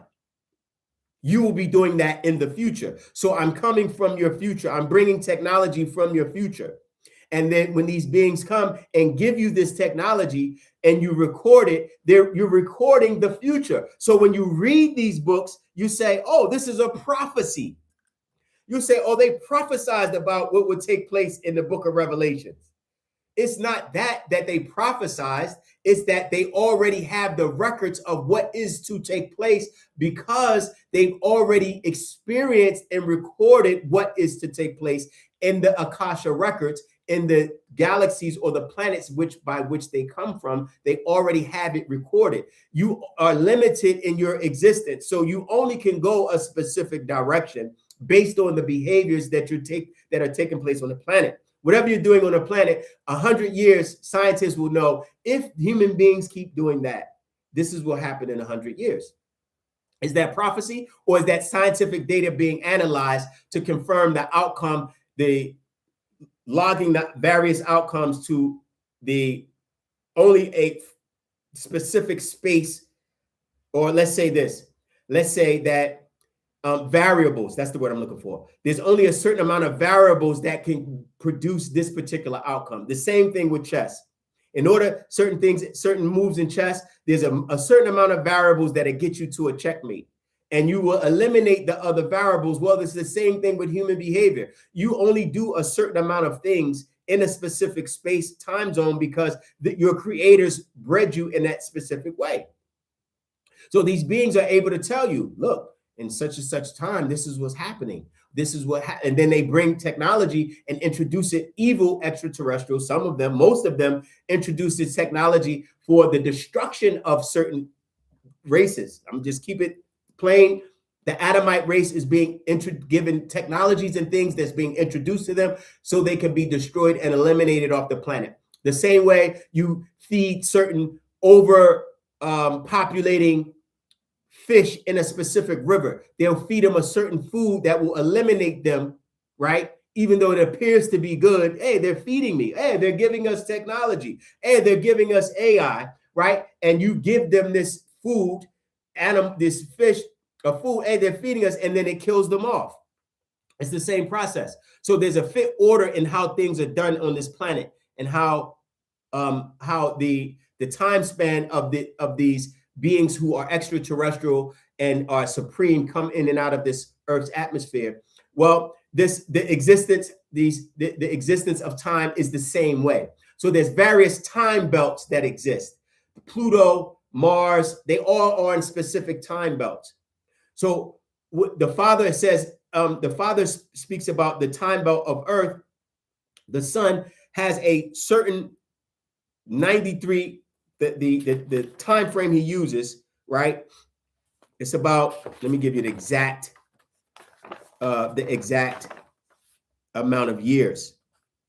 18 billion years ago. He says this happened 4.4 billion years ago, and 24 billion years ago, and 18 billion years ago. 18 billion years ago, we'll get into how that happened. That was the first Big Bang of this universe. This universe, there was a Big Bang. We talked about Big Bangs before and the creation of the gods. This universe, our universe, the Big Bang from this universe occurred 18 billion years ago, but it came out of the black hole, a black hole, 24 billion years ago. Each universe is birthed out of a black hole. The same way the birth of an animal, of a baby, comes out of a black hole. This primordial space, this universe happened the same way. It was born 24 billion years ago. It took 18 billion years ago for the Big Bang to explode in this universe through panspermia to allow life to exist and grow within this particular universe, while other universes already existed. Right? Other universes existed. Yours is 24 billion years ago. The Father mentions this in the age of the Adamites past. He mentions verse 42, called the Big Bang of creation, which occurred 18 billion years ago, building up from 24 billion years ago as a black hole. And this sent the elements, this explosion sent the elements out of chaos, tashash, to order. What are the elements that was cast out of this Big Bang? It was Narar, fire, Rahwa, air, Mayeh, water, earth, Taha, right, heat, Hayer, right, breath, Saddam, right, this is the Nuwapic, but Shawal, breath, Maye fluids. This is also in the age of the Adamites past. These elements and events continue.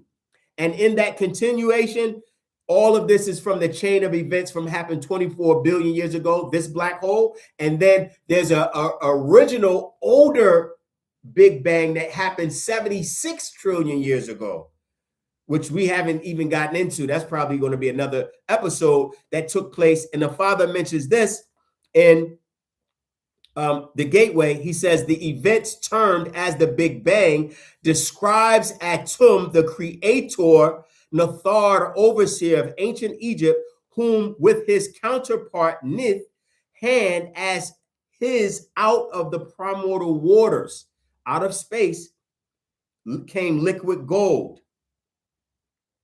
This being the origins of life in the universe and life on earth, all from primordial soup, 76 trillion years ago. Now, out of that came, now, but let's back up. What takes place, right? What takes place? How does the Big Bang create this massive explosion from a dot? That's the question, because this is a question that people have, religious people say, hey, how can things come from a Big Bang? They don't understand the concept of a Big Bang. They think Big Bang is their loud explosion. As we talked about before, Big Bangs take place throughout the cosmic universe and through infinitesimally small worlds, such as the egg. Right now, there's Big Bangs happening within your body to the this small world of existence, infinitesimally small design. Big Bangs happen from sperm and the egg colliding, from cells colliding. They make sound. You hear sounds within your universal body that takes place all the time, where creation is multiplying and growing all throughout existence. So a Big Bang is not some abstract phenomenon that scientists have not observed on all levels. And this is our science. So what happens is, prior to the Big Bang, the energy within the dot, which is the black hole, the energy within it, because there's two forces that are alike, the circle and the square. He mentions this in the science of creation, right? When you look at the pyramid text, let's go forward. The pyramid text speaks about it, right? But actually, the pyramid text addresses it, but it doesn't address the pre-Big Bang. Like, what happens to make this black dot at a specific point in space decide through will explode with these elemental forces and beings and periodic table elements all the way down, whatever the universe consists of, being condensed into a black hole. What causes it to explode and expand? We have a patrak called all expanding. What happens with that? Well, the energy within the black hole, which is basically a dot, becomes a line. The Father mentions it becomes a line, meaning it begins to move to a line, not a literal line, just the movement of the dot becomes a line. That line becomes a wall. The wall becomes a square.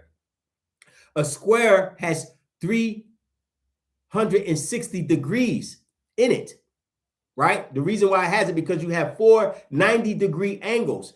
Also, a circle has is 360 degrees. The Father explains that, for lack of a better word, he uses these geometric figures where most of the so-called secret societies, particularly your Masons, they say, well, the grand architect of the universe, and they use geometry as a form of explanation of the creation or the design of these universes.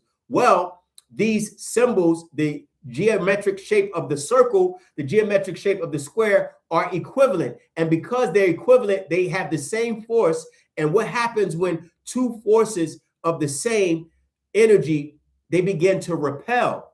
And in the repelling of it, this strong force exploded.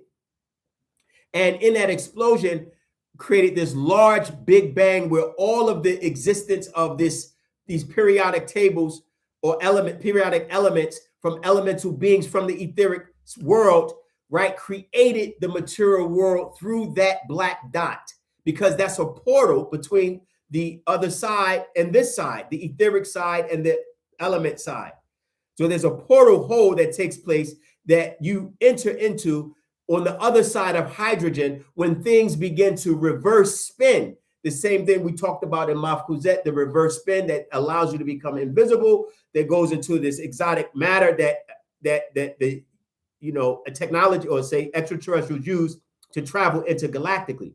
This is what takes place going the opposite way. Coming into the material world, there's not a reverse spin, there's a forward spin. And that explosion causes things to hurl out. And this happened 76 trillion years ago.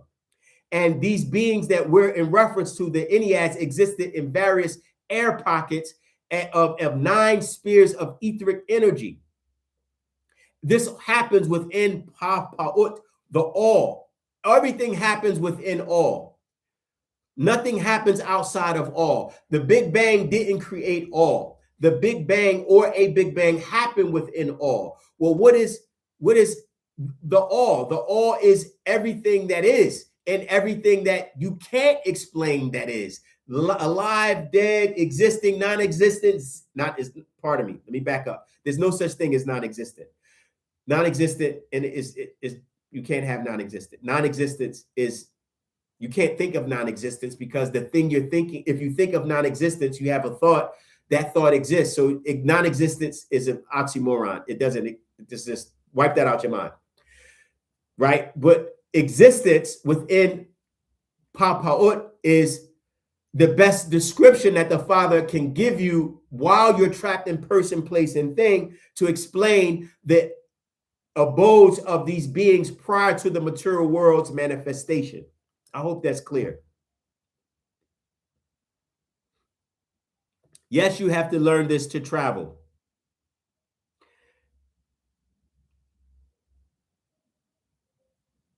Yes. So what happens is this circle and square, right? It began to, this energy, this massive force, they began to heat up, and then this explosion, this dot became a line. When you read the cycles, verse 2, it says, then that aswad nakut, black dot, became a katat, on a line. Verse 3, then the line became a hawatun, right?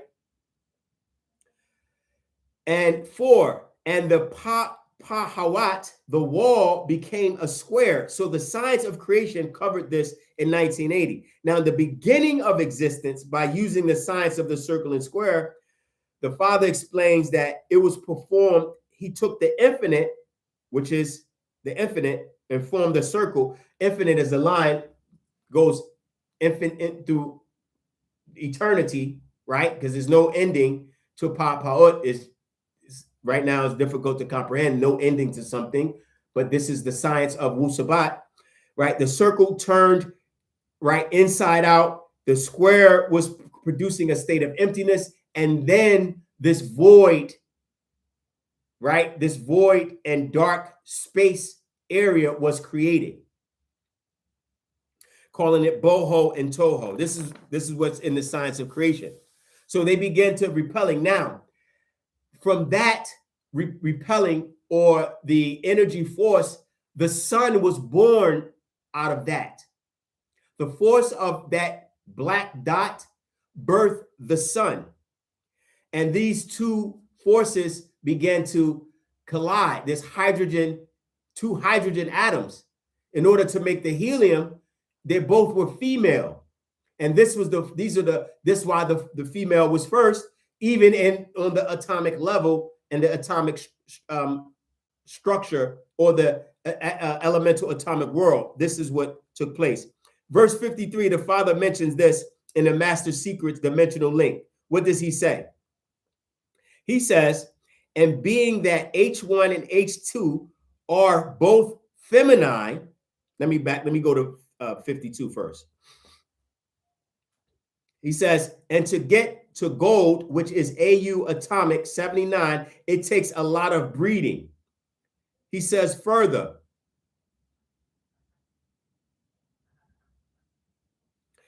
Further, and being that H1, H2 are both female, they could not combine what was needed to birth a masculine out of a feminine. 54. The first two atoms, H1, H2, resisted each other because they wore the same charge. They were the same charge, generating the same genetic charge. 55. So it needed a reason to cuddle and hug. 56. And that will be temperature, such as heat, hotness, which is a magnetic, right? Tajdab, which is attraction, 58. It needed a lot of heat to make them hug, right? 58. 59, 9 million degrees to be exact. The two H1 and H2 had to come together to birth Pareye. This is of this solar system. This is on an atomic level, right? So, yes, moving forward. He continues this in verse 88, right? Pardon me. He continues this in existence, how and why in verse 63. He says, when the sons have grown big enough and strong enough, they put to rest the rest of the universe, universal order. They put universal order, the sun, by forces pushing and pulling from the 554 million down to 550 of the first 91 elements, 9 plus 1 elements growing from its other bodies. So the question is, how does these bodies, satellites, or planets of masses grow from the sun? Because we're moving into the creation of this earth, right? So this body of matter, how does the sun create these other satellites? How does the sun create the earth? How did the sun create Uranus and Jupiter? How did the sun create these other satellites? Well, this is how it happens. The Father explains. He says, because the remaining 4 million tons of the original I think the sun has 550 million or billion becomes chaotic. It's tons of gas is a chaotic gas, is a chaotic form that's taking place. It's massive amounts of combustion. If you look at the cycles of the sun, you'll see that there's various formulas by which things are turning and combustion all the time. And the offset of the conversion of 554 million tons of hydrogen becoming helium, there's 4 million left, he called these the solar flares or solar spots. These are your spots that scientists say, wow, there's a massive amount of activity on the sun. There's a lot of solar flares. Some of those solar flares get hurled off, and they talked about how it hurled off and was almost affecting the planet because it was detrimental to the grids in the planet's layout. It would affect the grids because that massive amount of radioactivity and coming into the Earth's atmosphere can throw off the grids of the planet and throw off the planet itself. So scientists are always monitoring these solar flares. Well, initially in the Earth's initial birth and the sun's birth, these solar flares became bodies of matter that the sun had begun to take control of. And that's why the sun is controlling the earth right now. The sun is controlling how and when the earth, the speed that it moves around it, the spin that takes place on the rotation of the planet, making the 24 hours a day, actually 23 hours, 56 minutes and some odd seconds, right? The sun is actually, as a conscious being, as a conscious deity, is responsible for controlling all of its bodies the same way you, as a son, having a son in your chest, is responsible for controlling the cells that exist within your body.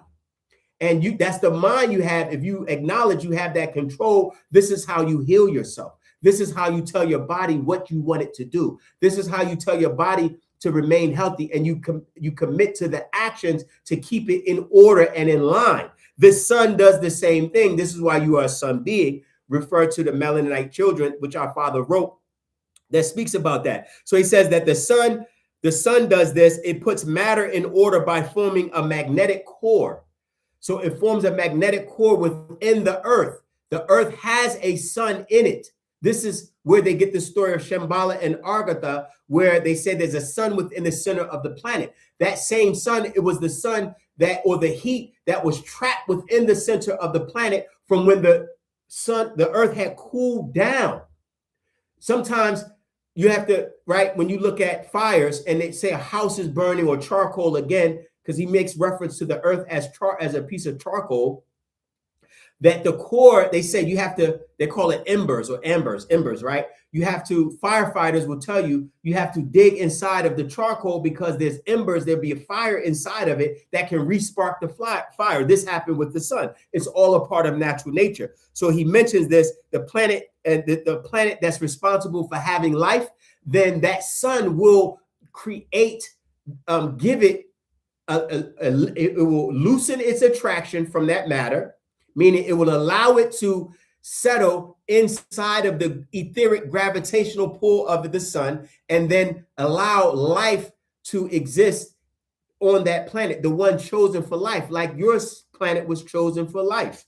Your planet was chosen for life, and it was breeding, it was grown for a specific project that our overseers had by bringing Nagardanat race to the planet. But the planet had to be placed in a environment, had to be conducive for life first.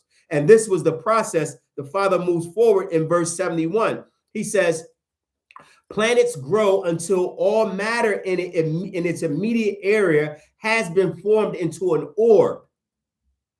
Planets grow until all matter in its immediate area has been formed into an orb. Then the power of the sun, this is verse 72, then the power of the sun, right, ignites and releases its attraction of the planet and the weight of the planet, or in this case, 6 sextillion tons, moves the orbs away from the sun. 73, the planet moves further and further away from the sun until it displaces its own weight in the atmosphere of the sun. So the sun is incredibly large compared to the earth and the solar system. If you look at the ratio, it's like 1 in some few, maybe 100,000 times the size. Well, this sun has an atmosphere, and it's an etheric atmosphere. It's like a world, it's like a pool of etheric energy that the earth, as the sun loses the attraction of the earth, it settles within the atmosphere and begins to cool down under the control of the mind of the sun, the conscious energy of the sun. The sun, the power of the sun ignites and releases its attraction, right, of the planet, and the weight of the planet, or in this case, rather move to 74, we was in 73. The planet Earth, the planet moves further and further away from the sun until it displaces its own weight in the atmosphere of the sun, until in the atmosphere of the sun, as an object does in water. The object will sink in the water, right? The object will sink in water until it displaces its own weight in that water. Then it stops and floats, as all air and atmosphere in the mixed or moist, one of the 6 forms of Nun. 75. So when the planet displaces its own weight in the atmosphere as an object does in water, it is in orbit. And then it floats around the sun, its grower and controller, indefinitely. So the sun is the creator of the earth. That's what is taking place. It's grower and controller. And this is something we knew as Egyptians, as Sabaeans, as Nuwapians. We acknowledged that the sun was the conscious mind that was controlling the planet and the solar system. We didn't look at it as just, oh, God said, let there be light, and boom, pops the sun in the sky, and all of a sudden it's just there to do the will of some mystical, magical being that's floating around and doing nothing forever in a fictional heaven that you call the being you call. No, we didn't. It was more science to the sun, and this is why all the religious doctrines acknowledge the sun. Every religious doctrine, from Muslims, Christians, and Jews, they worship this sun. They go to church on Sunday. The Muslims acknowledge the sun by getting up before the sun rises, right? The Jews have their own rendition of the sun where they have their symbol they use as a star, which are all stars are suns. So the acknowledgement of this phenomenon, this controller and creator of this universe, of this solar system, the sun, it's been taught throughout all of the cultures, throughout all of the ancient doctrines that you accept, that your religious doctrines come out of. They acknowledge the sun and they acknowledge the stars. All of your religious doctrine uses a star as a symbol of their God. Muslims are known to use a star and crescent. When you look at the flags of the Islamic world, most of them have a star on it, right? When you look at the Jews, they have a six-pointed star as the shield or a protector of their so-called race. Then you have the Hebrews, or same as the Jews, right? And the Christians definitely acknowledge the sun, the faithful son, as it speaks about in Revelations 3:14, right? So they go to church on Sunday. They acknowledge Yahshua as the sun, right? And they actually give him a halo or a bright sun around his head. They give him 12 zodiac signs. They say, well, these are the 12 disciples, and the sun sits in the middle. And he rose and walked on water. That's a symbol of the sun walking from the horizon to you as you sit on the horizon and you watch the sun, you see it walk across the water. All of that is a part of sun worship. So 76, when the sun is growing planets, it uses all available matter. And of course, that includes all gases, chemicals, and elements. So the sun uses this. And this planet as a burning ball, it happened until the gases began to burn. And beneath the surface, just the Father mentioned, this is the coal part where he likens the planet Earth to a piece of coal that begins to cool. And the coal is hot still on the inside. This continuous cycle let's go back a little bit. As the planet began to cool down, right? Yes, thanks for that quote. Psalms 84:11, you sharp, for Yahweh God is a sun and a shield. I like when y'all do that because it's a lot. So when y'all add the quotes in there for other people to acknowledge, to see that what the Father's teaching is actual facts, it helps a lot. So I appreciate that. This sun, right? So what he says was, as the burning began to cool, he says that the burning cooled down, and this created what? What happens when steam or water hits hot or heat very fast? There's pressure. Steam, it creates a massive amount of pressure. Steam can create an explosion from the pressure from being heated up. Did this happen on the planet Earth? Yes. Did this pressure create a force that exploded? Yes. And it started the rain cycle. As the explosion of water, the vapor came out of the cores of the planet, the atmosphere, as it condensed, it began to cool again and then rain again. And as it hit the hot earth, what happens again? It begins to evaporate and the cycle continues. This is how weather began on the planet, or the phenomenon of rain, which is growth. You need rain, and while you see the wind is involved, sending the clouds, which is a gas.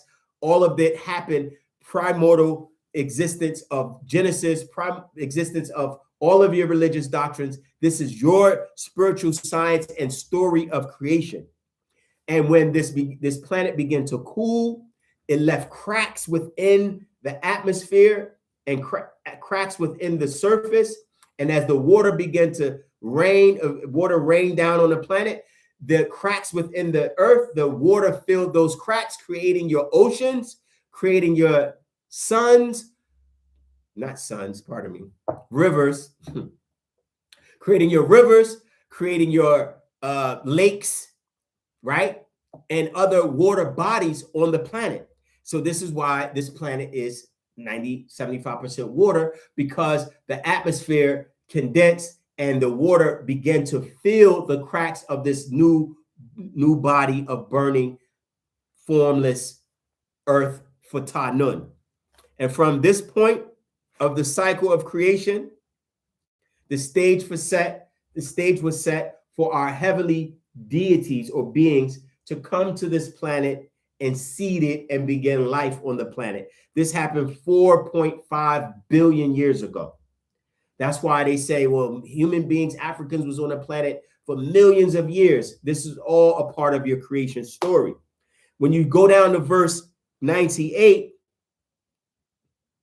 it says, now the stage was set for and ready for surface life, and beings from beyond the planet come here and dwell under the waters and deep inside the caverns from Sahat, Orion, and Sabatat, Sirius.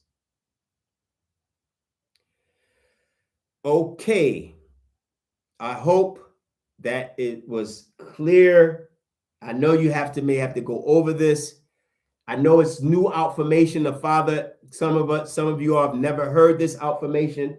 I appreciate you tuning in to this episode, to this lecture. As my concern, right? Most of the time, my concern is that it's comprehensible to where you can almost create a visual picture, and then to follow up, you'll be able to order or get the books by which reference this particular topic. It was great. Okay. So let me know how you all took this lecture. I'm not going to drag this lecture on. It was 2.5. I talked for 2 hours, 11 minutes. And any questions about it, right? Yes, you do have to watch it again, and that's fine.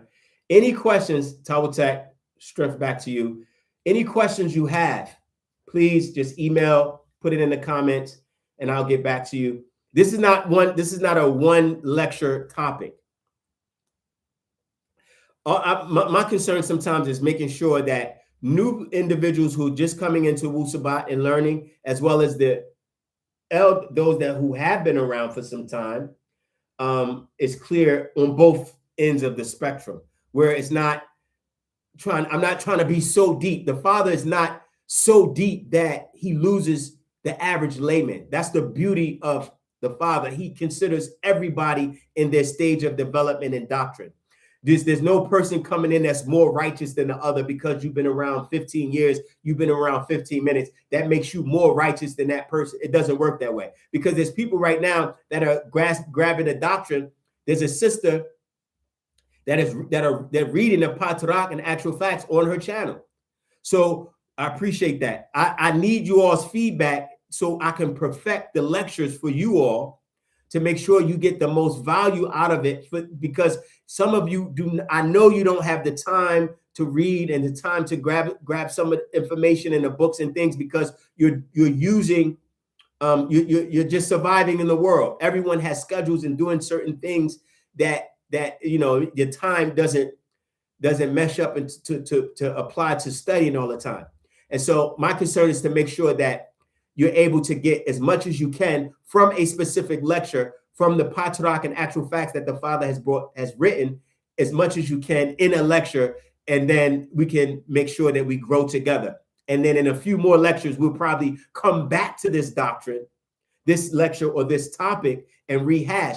A lot of times now, if you go back to the older lectures, in your growth in Wusabat, you hear what we was trying to relay in episode 4, episode 5.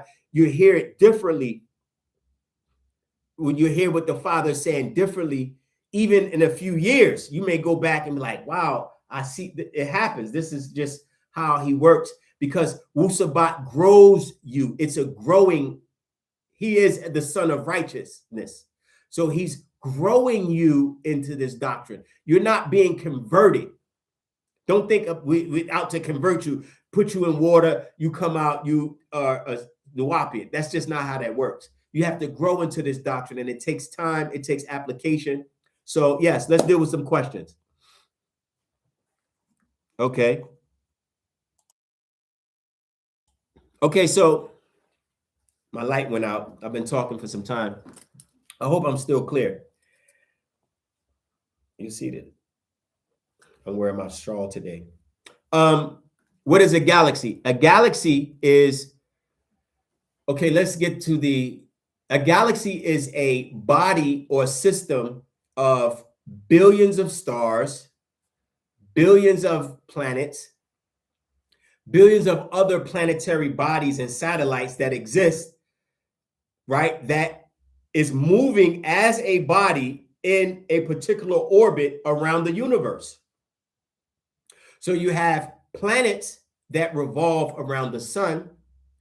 Then you have this, which is our solar system. Then you have our solar system that is revolving around the galaxy, our Milky Way.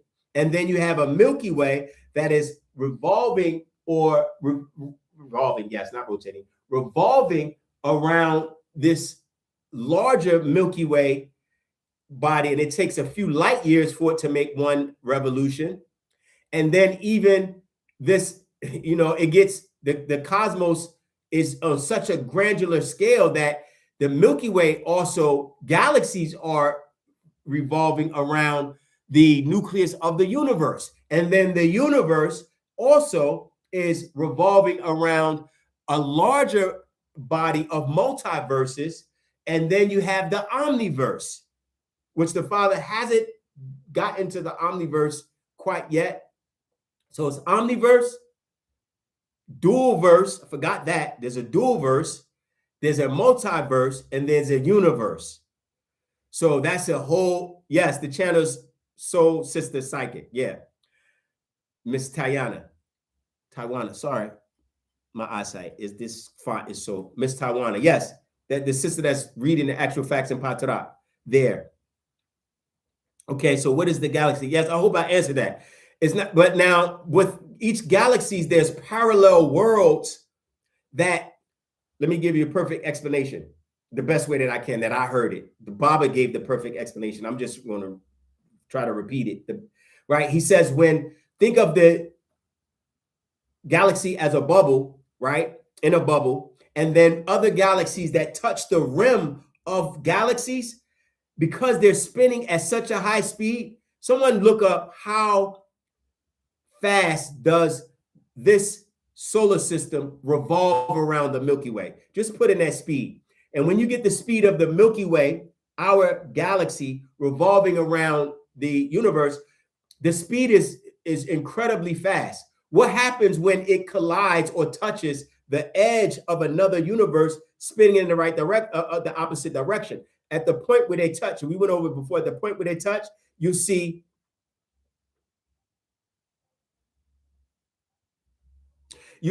a rim. When the rim touch, he says that's where the black hole is created, like two bubbles touching. That's where the rim touches, and that creates a warp. It creates a vortex because beings use these portals to go in and out of these various galaxies. They're known as time travelers, which is, we could discuss at another time, right? So I hope that's clear. But any other questions? Put your questions in. If no more questions come in, I'm gonna end this and let that information sit, because it was a lot, and it's a topic that you can't really, the scientists and so-called astronomers and astrophysicists, they can't explain that because they're not of our deities, they're not of our gods. Only our deities can explain what mortals can't, because mortals are limited. Humans are locked in religious doctrines and books and things of that nature. So making sure we make a clear path with this information is necessary, so you can grow into the gods that you are supposed to become. You're supposed, Baba said, the Father said, you are supposed to grow into, right, as you experience in this doctrine, you're growing as a deity, and growing and knowing your information, you become one with your ancestors, and that connects you with them, right? And in that studying and learning, you can be taken up and join your heavenly family when it's time. So if there's no questions, let me just make these. The website, the website is going to be advancing in the next few weeks. I hope you all have voted. I hope you know that the Now or Never campaign is still moving forward, and that we have communicated with the Father. He does know about what we're doing, and in our nation. Obviously, he's the head of our nation, so he must know. I appreciate you all. He must know everything that's taking place, and we are on the right track with our freedom fight. We're on the right track with the Actual Facts podcast. I actually sent him some of you all's messages, right? Some of you all's messages from the comments. I actually put it in to let him know how you feel. Some people said, let Baba know that we love him. Let our president know I voted. I did all of that. Everyone that asked, I put it in the communication so he can see that it's love coming from the Philippines, it's love coming from the Pacific Islands, it's love coming from all over the globe, everywhere. So to let him know that he's not in there fighting alone and people don't care about him. No, we're such on a move right now. Our channel, Actual Facts, is growing at such an incredible pace, at such an incredible rate. The doctrine is getting out. We are just moving. Watching what? Oh, Utah. Wow. Yeah, Utah. Let me see some of the chat where y'all just type in where you tuning in from. I want to see. Oh, the website. Okay, so the website, you can go vote. Let me put it in right now. Okay. I should do this first. Y'all mods, y'all have to help me, right? Y'all can't just be kicking people out. You got to help the people the United Nubian Nation, right? No, sorry. My apologies. Like the Wapian Nation. Same thing. Right? NuwapianNation.com. Check out the website. Right? Let's pin it. The United NuwapianNation.com. Houston, Texas, of course, California, North Carolina, Bedford, Massachusetts, Atlanta, Toronto. Welcome. Wow. I love y'all. I love y'all when y'all tune in and y'all support and y'all share the facts. Y'all see, I've been putting up a lot of shorts to make sure, because New England, man, there are people everywhere. Milwaukee. Wait till the Father, he needs to look. Florida, Georgia. I pinned the website. Check out the website. Make sure you vote. If you haven't voted, if you're just tuning in, you can still vote. You want to vote for a president. This is a part of the freedom fight. We have lectures on it. We'll do more work. More work to do. The more work I do, the more work we have to do. The more work you do, the more work you have to do. Because we go offline, don't stop the work. The work is what makes us move as a nation and grow. As you're growing, as you become alive, your ancestors and Panatharu will work through you and work with you to make sure you accomplish everything you want to accomplish. Soweto, South Africa, man, there's so many Nuwapians in South Africa. I love you all, wherever you are, New England, Florida, we all are one. Georgia, you all are still in the state of Nuwapia. You still have you all are connected from Atlanta. When can I get the Egyptian order attire? I'm looking for, the ancient Egyptian order is on hold right now. The Father has that on hold. If you're talking about this attire, this is not AO attire. If you're talking about our Nuwapian man attire, then you can email me. I can direct you to that. That's why I'm putting everything on the site. So all of your questions, you can go right there and get all of your questions, the garbs, the books, the vote, the legal updates, let my words be known, anything from the Father that you need, everything will end. Baba, tell Baba I need the books for others to hear. Oh, he that's cool. Well, he's going to say the books are already out. So just email me and we could talk about that, because that's our job. He wrote them. He wrote them and put them out. He said, now your job is to get them to the people. Free the Father. Yes. The Father, listen, if you all do what you continue to do, and we still keep it positive. You see, now I'm just talking to you. This is off topic. It's not off topic, but it's off the lecture topic. Do you see how many Florida? Rahobat Moisar from Florida. Florida's in the house. Y'all got good weather down there? Or is it hot? What's the weather like? Put your glass. Oh, I don't wear glasses. It's not, it's the font on the screen. It's not me. She's gonna say, oh, you talking to me? Put my glasses on. I was actually gonna wear some glasses today too. I think glasses look cool for those that have glasses. Glasses are cool. They make you look astute. I may need them. I may need to check my eyes because I read a lot, and and you read a lot, these small fonts, your phones and all of that, it can affect your eyes over a period of time. UK in the house. Yeah, UK. I was about to say something. I got Mississippi. Oh, what's up? It slipped my mind. Something I was about to say, I was about to speak on.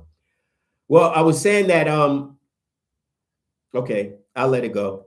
Let's go to the chat. Okay, Mississippi. Where else are you from?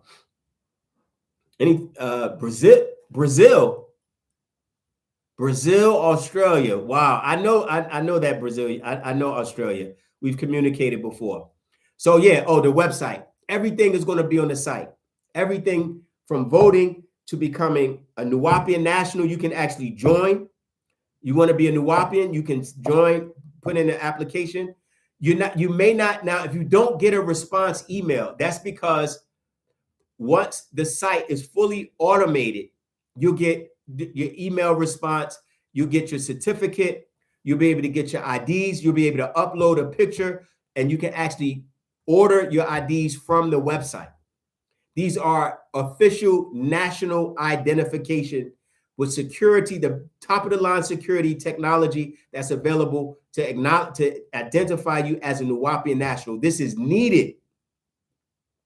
If you voted, you've already accepted yourself, and you have been accepted as a Nuwaubian, as a part of the Nuwaubian nation, as a part of our so whatever you are with that, and all of our many different orders, from Nuwaubian Islamic Hebrews to our Elders Association to the Education Department to United Sabaeans worldwide, all of them, it falls under the Nuwaubian nation because they fall under our head, who's the head of the entire nation.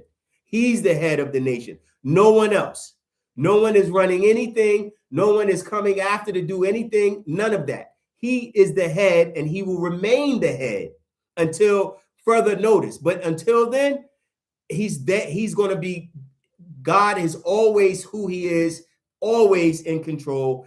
And you can't be in control. It's one thing that they tell you that God cannot do. People ask, what can you name? The one thing that God cannot do is become less than himself. It doesn't matter if you see him incarcerated or he's been kidnapped. He's still God. He's still in control of what's actually taking place. So when we say everything that's taking place right now is for the freedom of the Father, speaking this doctrine to you all is to make sure we win the minds and the souls of the people that that need the cure, and then when they wake up, they're like, yeah, that's the guy, that's the man right there.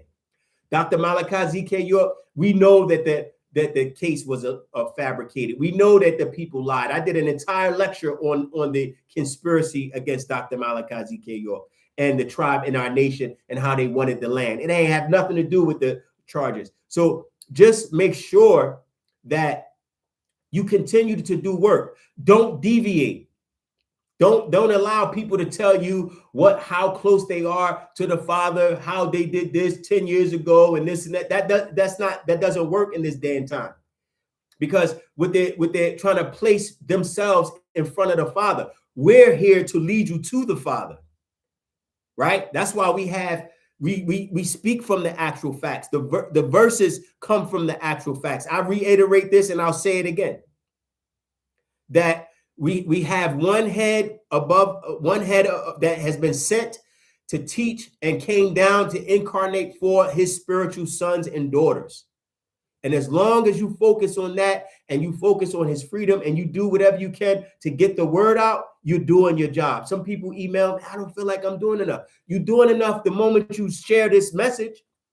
You know, you know how much garbage is being shared on the internet.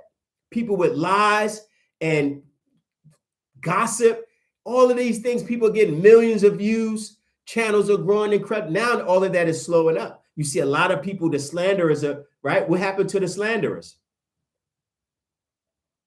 Spy kids. What happened to the slanderers now? You don't hear them no more.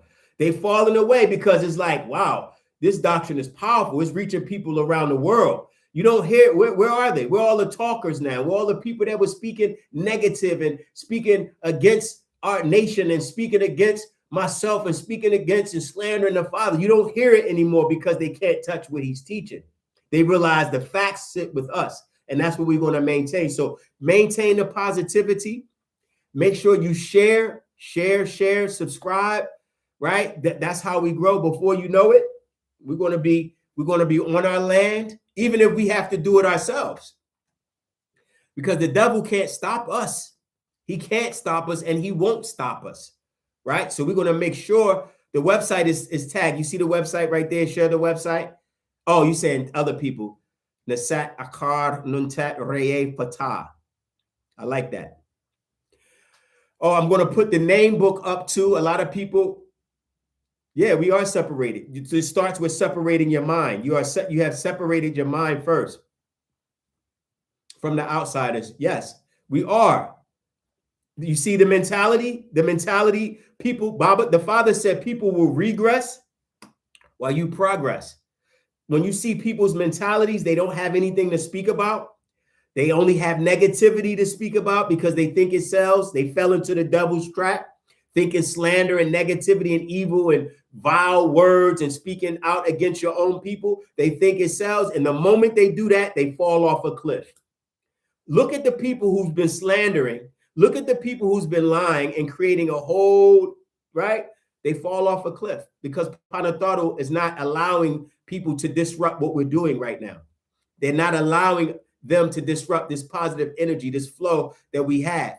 And we're growing incredibly. Like it was like 300 or 400 subscribers overnight. I'm like, wow. So that's because people are looking for Wu Sabat, and that's our ancestors at work. And you are our tools and children of Panatharu. So make sure you shine bright and you be a beacon of hope and healing to everyone in the world, especially your own race. So stick to the doctrine. Make sure you say your prayers, your chants, and you continuously keep a program and a disciplined focus on what your purpose is in life, and you'll make it. Don't give them no, oh, no, I'm not. They done. They already done. They've fallen off, so no energy will they get. I'm just enjoying because the Father said you're going to have the last laugh. Don't worry about it, son. So I'm like, hey, let's have the last laugh. It's coming. And when we laugh, it's going to be for our progress and hard work, not because of anybody's demise. Because when people enter the pits of hell, you don't want to hear them, because if you hear their calls, you might be forced to answer. If you're forced to answer, you're going to be down with them. So cut them off and move forward. If they fall off, let them fall off. We're not going to let people fall off, though. We're going to give the word to those that need it. So I'll end it with that. I hope you all enjoyed it, and you've done great. Any questions? Email. Any other information? Just email. Even check out the website. Share the website. And I'm gonna end this at this moment. Tawakum. I appreciate you all. Musar, my new family. Those that are new, your family. Subscribe, share, and make sure you like. I appreciate you. Take care and travel safe.